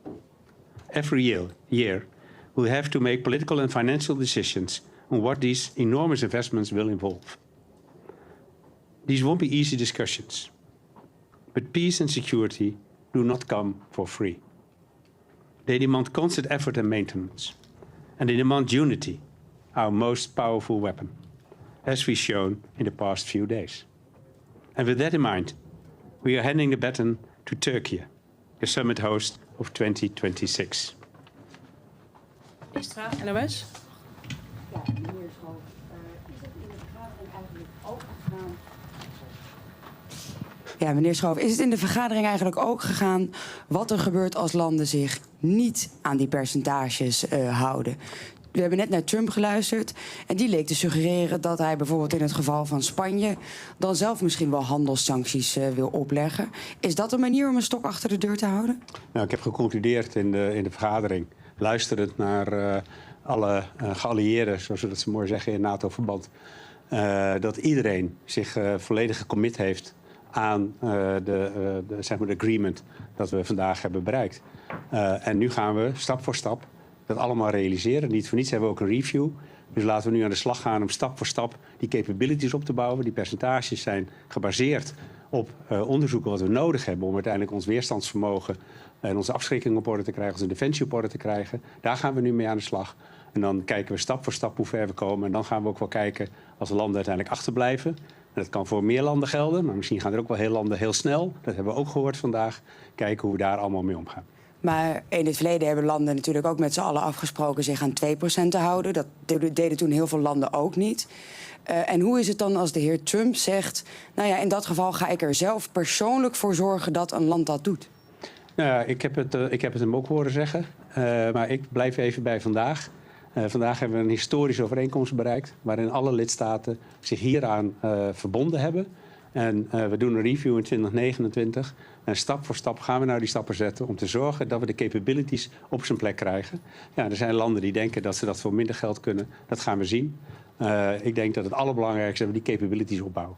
Was er überhaupt nog discussie daarbinnen vanmiddag bij de vergadering? Want als je zag wat de plannen daarvoor waren en wat eruit kwamen, daar lijkt eigenlijk niks aan veranderd. Was iedereen het daar gewoon al met elkaar eens? Ja, we waren het met elkaar eens. Maar het is met deze nationale, of deze Noord-Atlantische Raad eigenlijk hetzelfde als met de ministerraad in Nederland. Over wat er binnen gebeurt spreken we niet. Maar uw constatering is terecht. Vooraf en achteraf was hetzelfde document. En we hebben goed naar elkaar geluisterd. En uiteindelijk is er in unanimiteit gezegd, wij stappen allemaal in.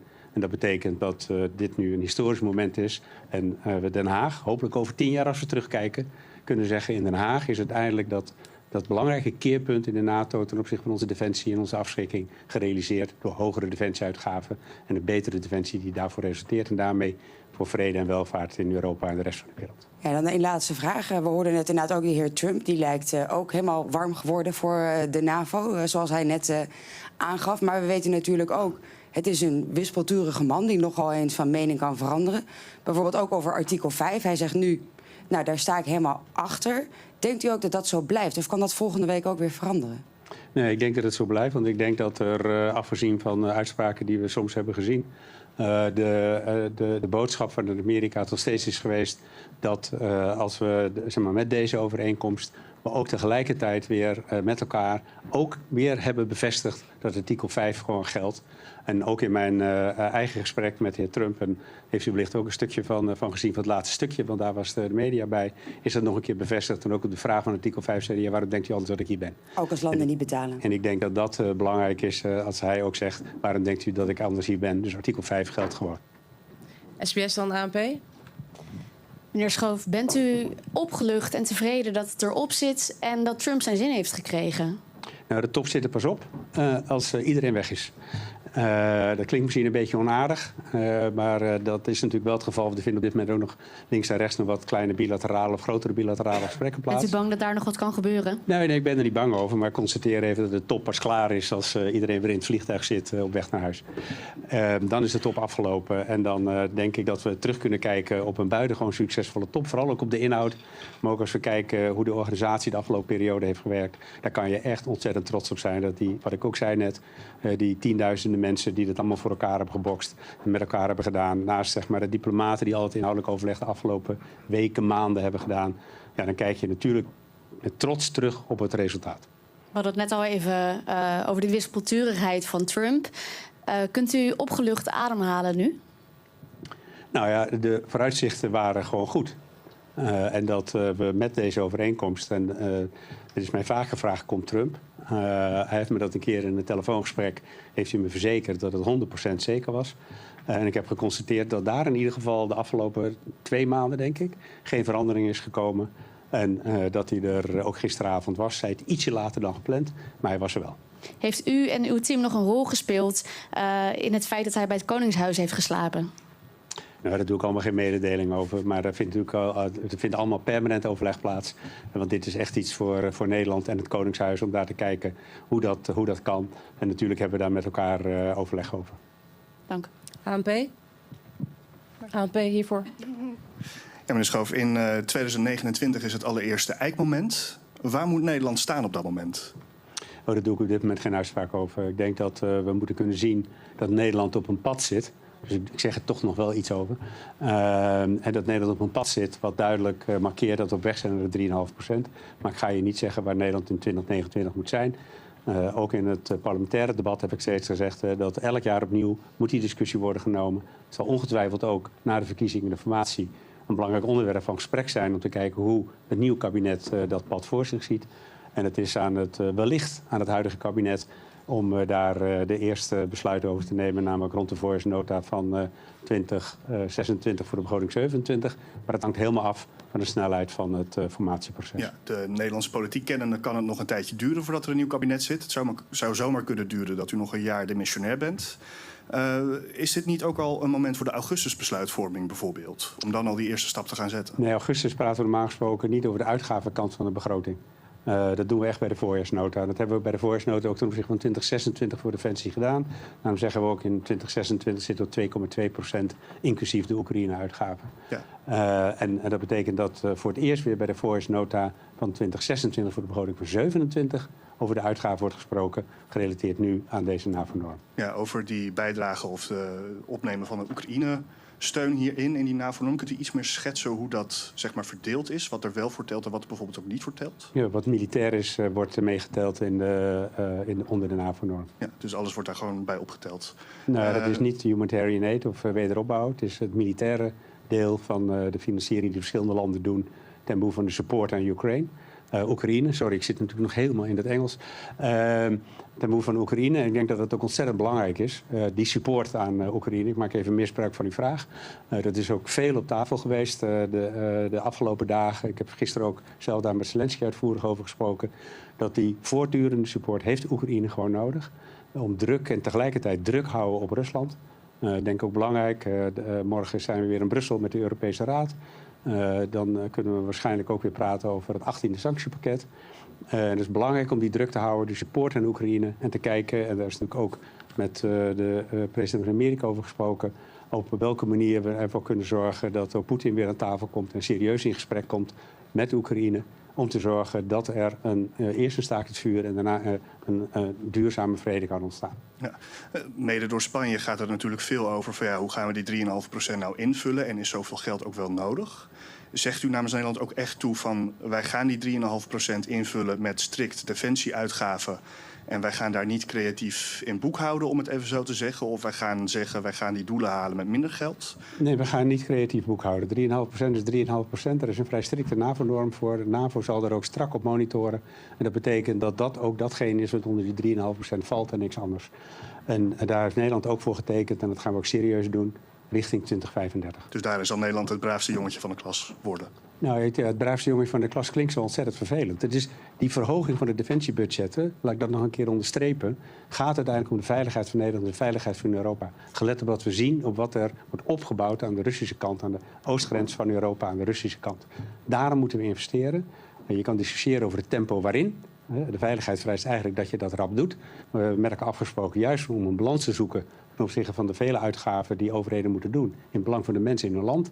Om te zeggen, nou, dat bouwen we geleidelijk aan op. En ik hoop niet dat Nederland het braafste jongetje van de klas is. Ik hoop dat we allemaal het braafste jongetje van de klas zijn. Maar braaf in de zin van dat we snappen waarom dit nodig is. En het daarom doen. En iedereen op zijn eigen manier. En inderdaad stap voor stap, elk jaar opnieuw, wat betreft Nederland. Zodat we ook steeds die wegen kunnen maken ten opzichte van andere noden en noodzakelijke uitgaven in Nederland. Kijk, de dame daar achterin, witte jasje.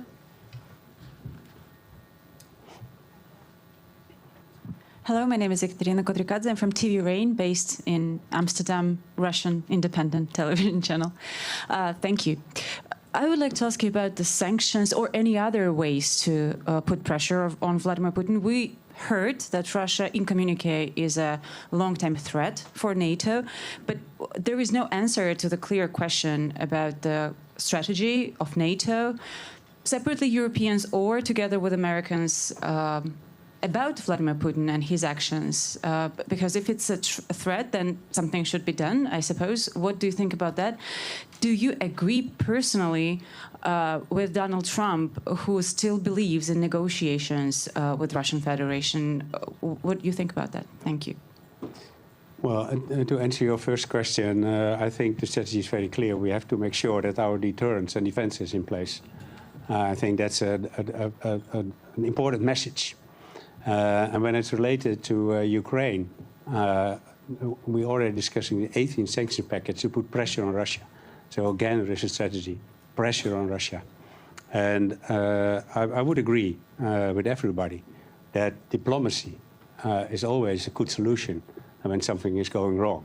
And we have to end the war, but not on all terms.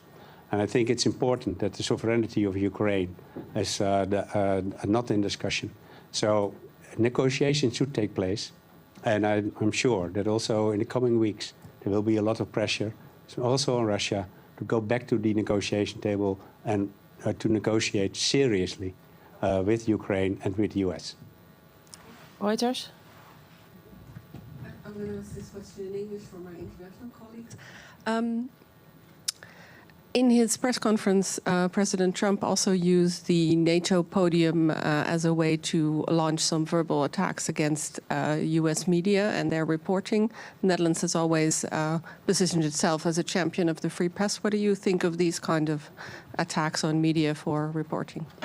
Well, I'm not going into this question. I think I'm responsible for my own words. We are highly appreciate press in the Netherlands, and we want freedom of press. And I don't comment ever on press, and I will stick to that way. AD, hier vooraan.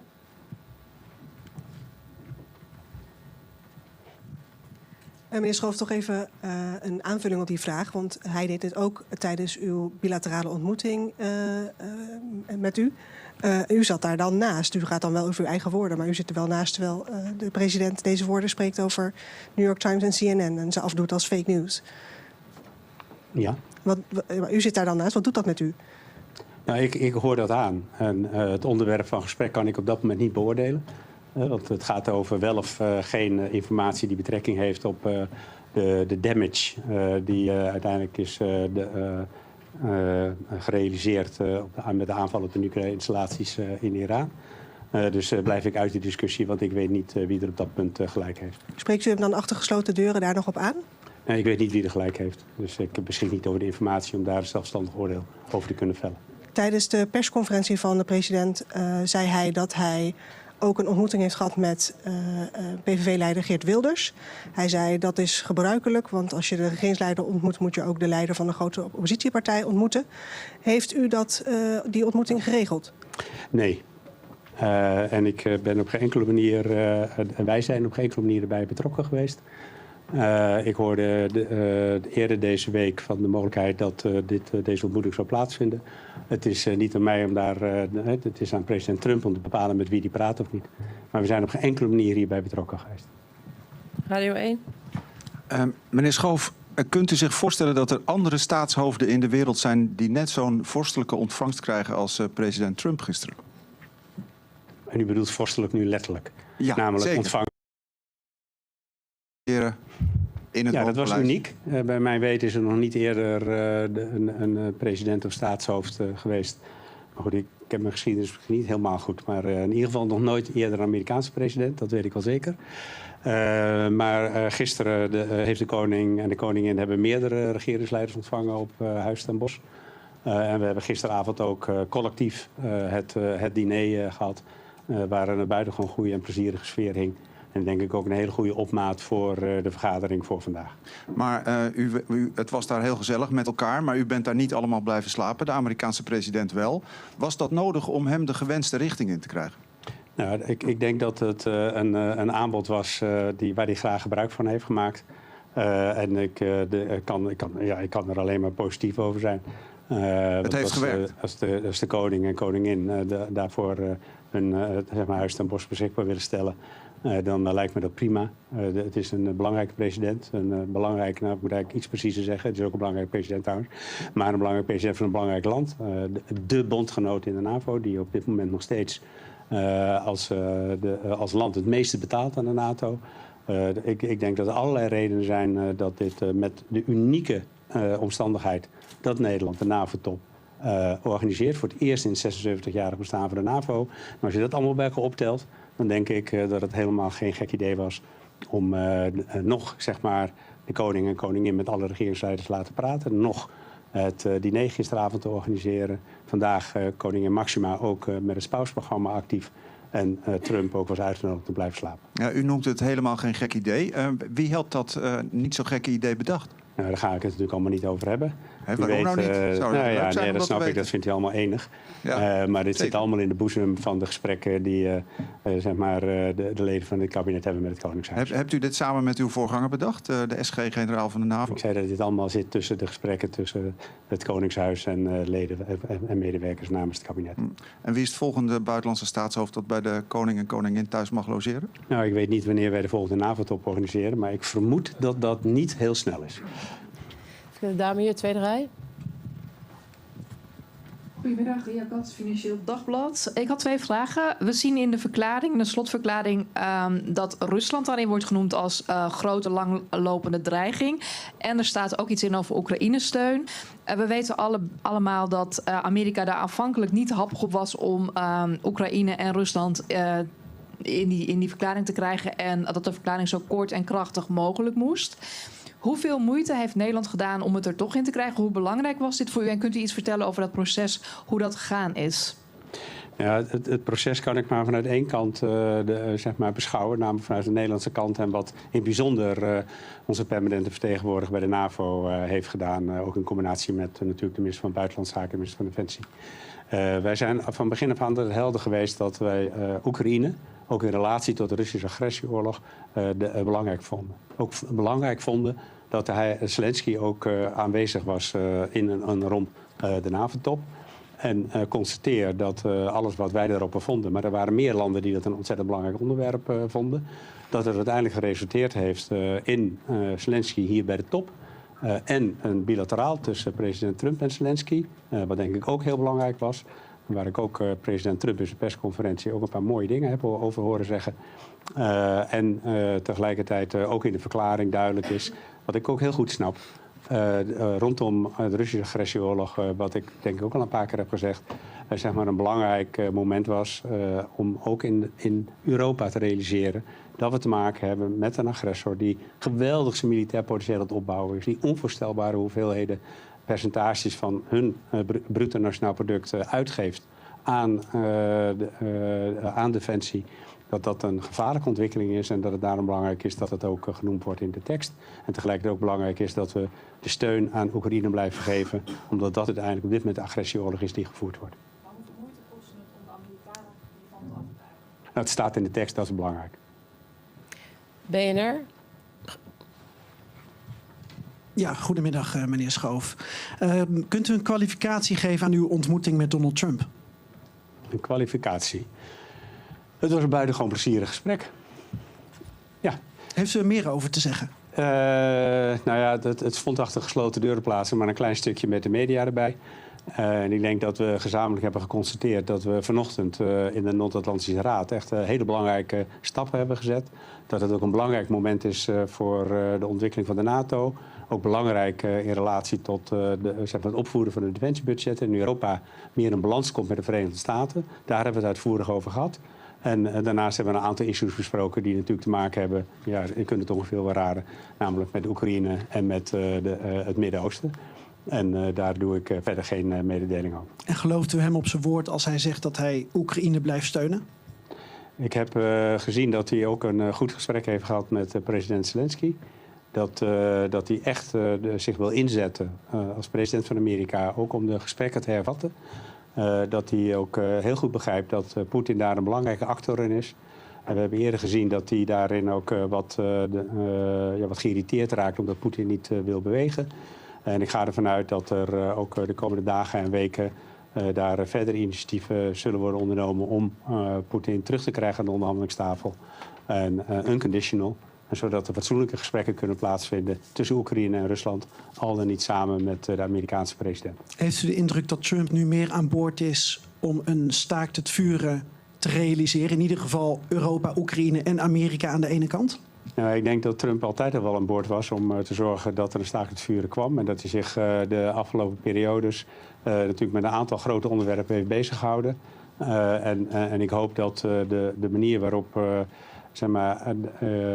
Trump zich inzet voor het staakt het vuren, ook met de bijeenkomst van vandaag en gisteren, en ook met zijn gesprekken met Zelensky die vandaag gewoon goed zijn verlopen, dat hij de noodzaak daarvan inziet en zich er vol voor zal inzetten. Laatste vraag. Als u dan de afsluitende persconferentie van Trump ziet, hoort, aanschouwt en wat van meekrijgt, dan geeft die collega-bondgenoten toch weer een veeg uit de pan. Dan raaskalt hij richting Pedro Sanchez bijvoorbeeld. Er is een verklaring waar iedereen zich aan committeert. Denkt u dan wel eens, het kan... zouden hebben die in eenheid zou eindigen. En in eenheid ook op de percentages van 3,5 en 1,5%. Dat heb ik ook in mijn vrijdaagse persconferenties meerdere malen ook aan u laten weten. En in die zin ben ik ook ontzettend tevreden dat het dan vandaag ook gelukt is. En dat dat ook in de Noord-Atlantische Raad eigenlijk niet of nauwelijks meer een punt van discussie was. En we eensgezind nu dit traject hebben ingezet. En de veiligheidssituatie in de wereld, die maakt het noodzakelijk dat we dit doen. En dat we deze investeringen in defensie daadwerkelijk plegen. Ja, toch even over de erfenis hiervan dadelijk. Want er was een term, hè, deze top heeft natuurlijk 180 miljoen gekost. En die term zou er moeten zijn de Hague Investment Pledge. Is dat gebeurd? Is die term ingeburgerd of niet? Nou, het woord pledge niet, maar de Hague Investment Plan begint redelijk ingeburgerd te raken. Ja? Maar ik heb ook een paar andere varianten gezien. Maar het belangrijkste is, het begint allemaal wel met die Hague. Ja. En ik denk dus dat... niet Trump, dadelijk, Trump Investment Plan. Het is die Hague, daar begint het mee. Ja. En ik denk dat dat belangrijk is. Want dat markeert zeg maar deze toch historische top die we met elkaar hebben gehad. Waarin we echt met elkaar in eenheid hebben besloten om onze defensie en onze afschrikking te versterken in het belang van vrede en veiligheid in Europa en de rest van de wereld. Ja, en tot slot, want ik was net op die persconferentie bij Trump. Hij was zo lyrisch over Nederland, dus ik weet niet wat jullie in die koffie hebben gedaan, maar qua dat heb je het goed gedaan, denk ik. Nee, nou, ik weet niet of u koffie heeft gedronken of thee, eerlijk gezegd. Ik zag dat we kaartjes hadden met koffie of thee. Maar ze lagen allemaal op koffie. En je moest hem omdraaien om dan thee te krijgen. Daar kwam ik pas later achter trouwens. Nee, maar even zonder gekheid. Ik denk dat president Trump in de afgelopen dagen en weken natuurlijk goed gebriefd is over het vele werk wat ook in Brussel gebeurd is op het NAVO-hoofdkwartier met de diverse ambassadeurs van de diverse landen.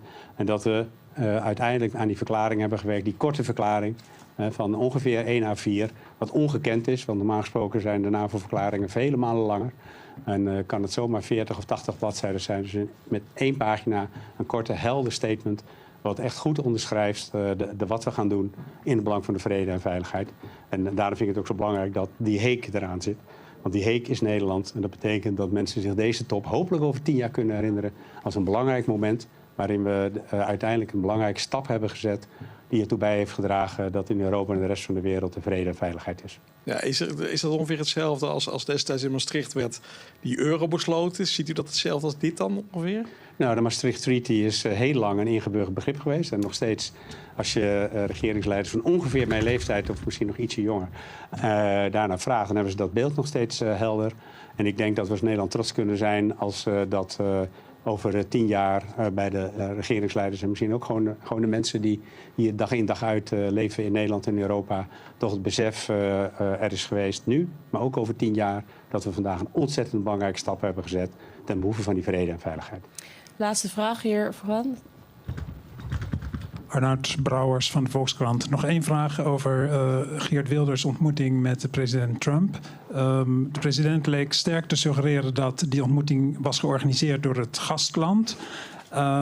Mijn vraag is, wist u van tevoren dat die ontmoeting plaats zou hebben? En weet u zeker dat het gastland er echt helemaal niets mee te maken had? Nou, wij hebben er niets mee te maken gehad, dat weet ik absoluut zeker. En ik hoorde er, dacht ik, gisteren van. Oké, dank u wel. Veel dank. Tot ziens.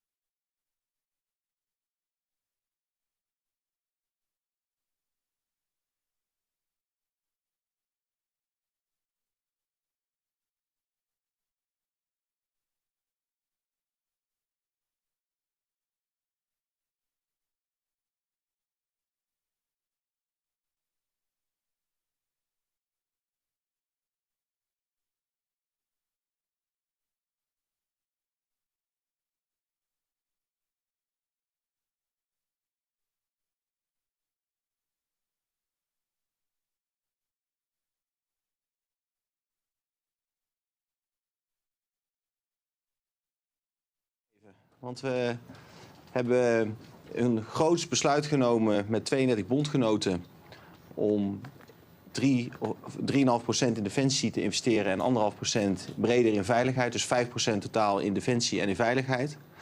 Er werd een aantal jaar geleden nog wel eens gezegd dat de NAVO hersendood zou zijn. Nou, ik denk dat we vandaag hebben gezien dat de NAVO een nieuwe geboorte heeft ondergaan. En de besluiten heeft genomen die nodig zijn om ons ook in de toekomst veilig te houden.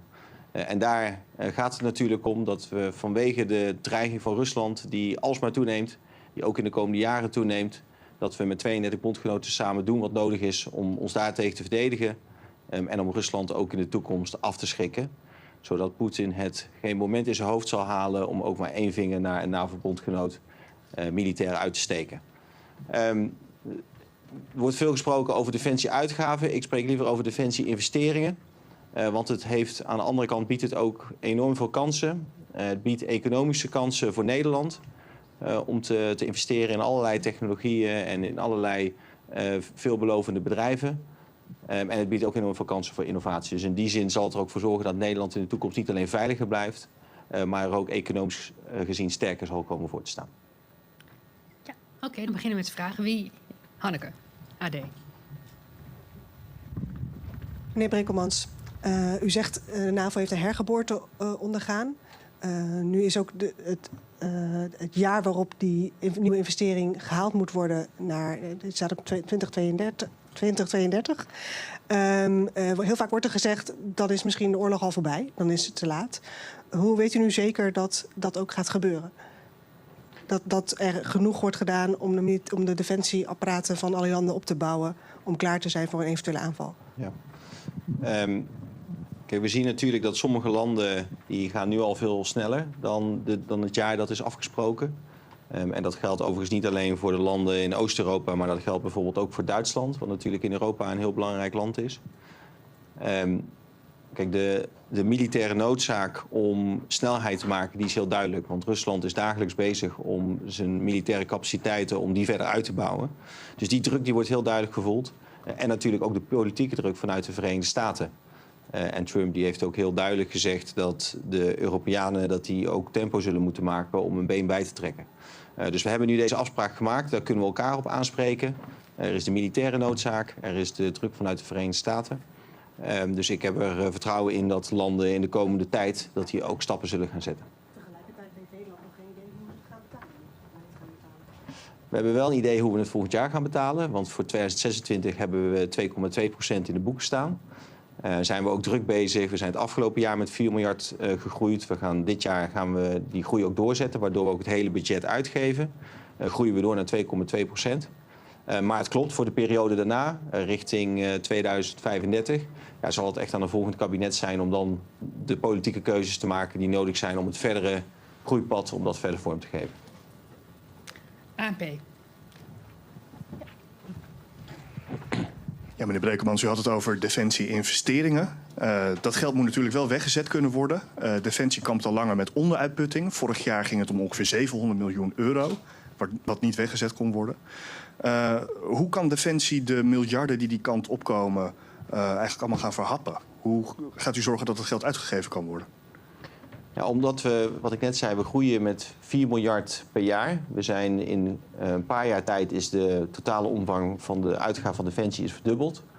Ook de defensieindustrie in Nederland is in 2 jaar tijd verdubbeld, van 4 naar 9 miljard. Dus je ziet dat zowel als het gaat om de krijgsmacht als het gaat om onze industrie, dan groeien inderdaad heel hard. Dus we verwachten ook dit jaar het volledige budget uit te zullen geven. Dus geen onderuitputting meer te hebben.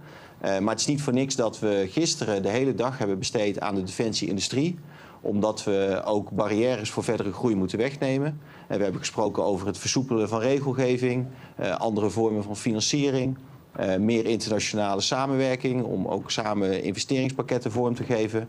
We hebben het erover gehad om meer private financiers aan boord te krijgen. Dus een heleboel belemmeringen die we nu ervaren om sneller te kunnen groeien, om die verder weg te nemen. Daarnaast moeten we natuurlijk ook meer mensen aannemen. Nou, daar zijn we als Defensie ook hard mee bezig. En we moeten ervoor zorgen dat we de ruimte hebben om mensen te kunnen laten trainen en te kunnen laten oefenen. Nou, dat zijn allemaal dingen die parallel in volle vaart doorgaan. Om ervoor te zorgen dat we die groei niet alleen dit jaar en volgend jaar kunnen voortzetten, maar ook in de komende jaren. Ja, personeelstekort is natuurlijk een belangrijke oorzaak van die onderuitputting. Hoeveel meer mensen zouden aangenomen moeten gaan worden van deze miljarden die er aankomen? We hebben gezegd dat we hebben nu 75.000 mensen zijn werkzaam bij Defensie, waarvan ongeveer 8.000 reservisten zijn. We hebben gezegd dat we naar een organisatie van 100.000 mensen willen in, je zou kunnen zeggen, in vredestijd. Maar die op het moment dat het spannend wordt en er een conflict zou zijn, als spanningen toenemen, kan opschalen naar 200.000. Dus 100.000 mensen in vaste dienst en 100.000 reservisten. Dat is het toekomstbeeld waar we naartoe werken. En als we ook het groeipad wat we vandaag met elkaar hebben afgesproken, als we dat ook daadwerkelijk gaan doen tot aan 2035, dan kunnen we dat ook gaan vormgeven. Hoe realistisch is dat in deze krappe arbeidsmarkt? We hebben het afgelopen jaar ook, zijn er 4000 mensen netto bij Defensie, per saldo zijn er bij Defensie bijgekomen. Terwijl we in de jaren daarvoor waren het er steeds honderden, omdat er ongeveer net zoveel mensen weggingen als dat er bij Defensie bijkwamen. En we zien dat we gelukkig populairder zijn dan ooit. En dat komt omdat heel veel jongeren ook zien, er zich bewust van zijn hoe belangrijk het is om voor Defensie te werken en dat ook zien als iets waardevols. Dus we hebben bijvoorbeeld het dienjaar, waarmee jongeren een jaar met ons kunnen kennismaken. Degenen die dat doen, daarvan blijft de overgrote meerderheid. En het aantal aanmeldingen dat we hebben is veel groter dan het aantal plekken dat we beschikbaar hebben. Dus voor ons is nu de grootste opgave eigenlijk om iedereen die zich bij Defensie meldt, om die een goede plek te geven, om ervoor te zorgen dat die opgeleid kunnen worden, dat ze huisvesting hebben. Dat is voor ons de grotere uitdaging dan het aantal aanmeldingen. Want het enthousiasme onder zowel jongeren, maar ook onder oudere generaties met allerlei achtergronden, allerlei opleidingsachtergronden, is gelukkig nu heel groot. Volkskrant.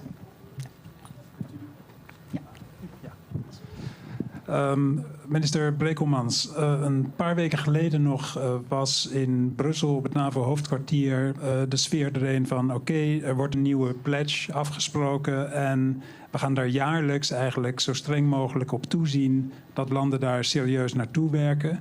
Er werd toen ook nog uitgegaan van een streefjaar van 2032. Nu zien we waarschijnlijk door de Spaanse actie en de Spaanse brief dat in de slotverklaring nu wordt gesproken over 2035. En dat er eigenlijk een nieuw element is bijgekomen, die evaluatie in 2029. Kunnen we dan toch niet ons zorgen maken over hoe serieus sommige landen dit gaan nemen? En het lijkt erop alsof er inderdaad een soort flexibiliteit is ingeslopen die vooraf niet de bedoeling was. Hoe voorkomt u dat straks ook in Nederland parlementariërs gaan zeggen van ja, maar als zij het niet doen, dan hoeven wij ook niet zo hard te rennen? Het is niet zo dat het alleen Spanje is geweest die heeft gezegd van een jaartal van 2030 of 2032. Daar hebben wij moeite mee. Er zijn meerdere landen die dat hebben aangegeven. Daarom is er ook voor gekozen, ook door de NAVO, om te zeggen van nou, we willen juist dat landen zich er ook daadwerkelijk aan gaan houden en dat het niet alleen een papieren afspraak is, maar dat het ook werkelijkheid wordt. Dus daarom is het ook met het oog op die uitvoerbaarheid is ook gezegd van nou dan als jaartal 2035. Maar het is wel zo dat landen zullen moeten aangeven en ook een plan zullen moeten maken over hoe ze dan dat traject richting 2035 gaan vormgeven. En ik verwacht ook dat daar, wat ik net ook eerder zei, dat er ook de druk zal zijn vanuit bondgenoten die natuurlijk de Russische dreiging van heel dichtbij ervaren, maar ook de druk vanuit de Verenigde Staten, zodat ook landen daadwerkelijk zullen gaan leveren. Ik denk niet dat we dezelfde dynamiek zullen zien naar Wales, dat eigenlijk nadat die afspraak werd gemaakt en heel veel landen dat naar zich neerleggen. Ik verwacht dat landen er zijn er nu al heel erg mee aan de slag. Sommigen die zitten al op die 3,5% of bewegen daar heel snel naartoe.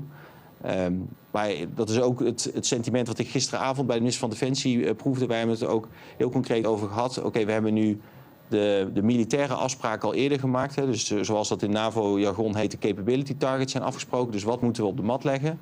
Er is nu vandaag de financiële afspraak ook gemaakt. Ja, wij hebben het gisteren de hele avond gehad over hoe gaan we dat dan leveren? En wat zijn de obstakels die daar tegenaan lopen? En ik heb eigenlijk niemand horen zeggen van nu zit het werk erop, nu kan ik weer achteroverleunen. Dus mijn verwachting is, gegeven de dreiging, gegeven de druk onder bondgenoten, ook gegeven het feit dat de NAVO heeft gezegd van nou, we verwachten van jullie dat je met een plan komt over hoe je dit gaat uitvoeren. Die 3 dingen, daar verwacht ik dat landen er ook daadwerkelijk mee aan de slag zullen gaan. Ik vind het goed dat dat evaluatiemoment in 2029 is ingebouwd, omdat natuurlijk de les van de afgelopen jaren ook is, ja, de geopolitieke dreiging, die kan zomaar veranderen. Kan misschien nog wel heftiger worden, zelfs in de loop der jaren. Dus dat je in 2029 dan zegt van, nou, we hebben weer een eindmoment waarop we zeggen van, nou, gaat het wel snel genoeg, zitten we wel op de juiste koers? Dat lijkt me, gezien de turbulentie in de wereld, lijkt me dat heel verstandig. Ja, nog één vraag. Ja? Wat er nu is afgesproken gaat om heel erg veel geld. Maar in de NAVO-plannen, voor zover die dan bekend zijn, zit maar ten dele eigenlijk ingebouwd de Europeanisering van de NAVO. Dus het feit dat Europa ook bepaalde bijvoorbeeld kritieke enablers zelf gaat opbouwen. Levert dat niet het risico op, samen met bijvoorbeeld de Defense Posture Review die nog in Amerika gedaan wordt, dat er eigenlijk binnen vrij korte tijd al geconcludeerd kan worden dat de Europese landen nog meer zullen moeten doen. Tenminste, als ze bepaalde capaciteit zelf onafhankelijk willen kunnen opbouwen. Het gesprek dat we de komende jaren ook met de Verenigde Staten zullen moeten voeren is, als zij zeggen wij willen onze focus meer op de Indo-Pacific leggen, en we willen inderdaad bepaalde capaciteiten willen we ook verplaatsen als we dat zouden besluiten, dan is het vooral van belang dat we dat in coördinatie doen. En het is op dit moment is het inderdaad nog niet te zeggen hoe dat er precies uit gaat zien. Er waren ook op voorhand de speculaties over misschien zouden de Verenigde Staten wel gaan aankondigen dat ze bepaalde dingen nu weg of herallokeren vanuit Europa of weg uit Europa. Nou, dat is niet gebeurd. Tegenovergestelde juist, zowel president Trump als mijn collega Piet Hexet hebben onomwonden benadrukt dat ze de NAVO-bondgenootschap voor hen ontzettend belangrijk is, dat ze gecommitteerd zijn aan artikel 5 en ook zullen blijven leveren wat daarvoor nodig is. Maar als de Verenigde Staten zegt van nou, we willen in de toekomst bepaalde capaciteiten willen we toch vanuit Europa naar een andere plek, dan zullen we dat in nauwe coördinatie met hen moeten doen. En het is denk ik ook goed dat Europa ook kijkt naar die strategische capaciteiten. Neem bijvoorbeeld alles wat te maken heeft met de ruimte, met satellieten, met inlichtingen. Ja, het is volgens mij ook heel goed en heel gezond dat Europese landen daar ook meer in investeren, zodat we niet volledig van de Verenigde Staten afhankelijk zijn. En daar lopen ook in de EU al allerlei programma's voor die al wel ook in die budgetten zitten verwerkt. Dus ik denk wat dat betreft ook datgene wat we nu aan het doen zijn ook wel ruimte biedt om daar grote stappen in te zetten. Zijn er nog centrale vragen? Of nee, dan heb ik 2 verzoeken in ieder geval voor 1 op 1'tjes. Ja, stel ik voor dat we dat doen. Ja, dank jullie wel.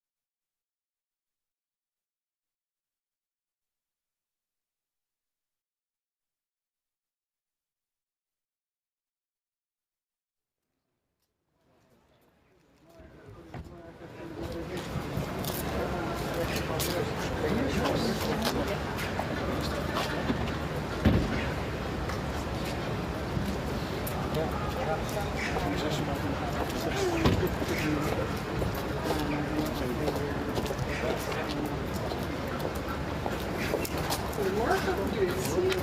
Goedemorgen. Nou,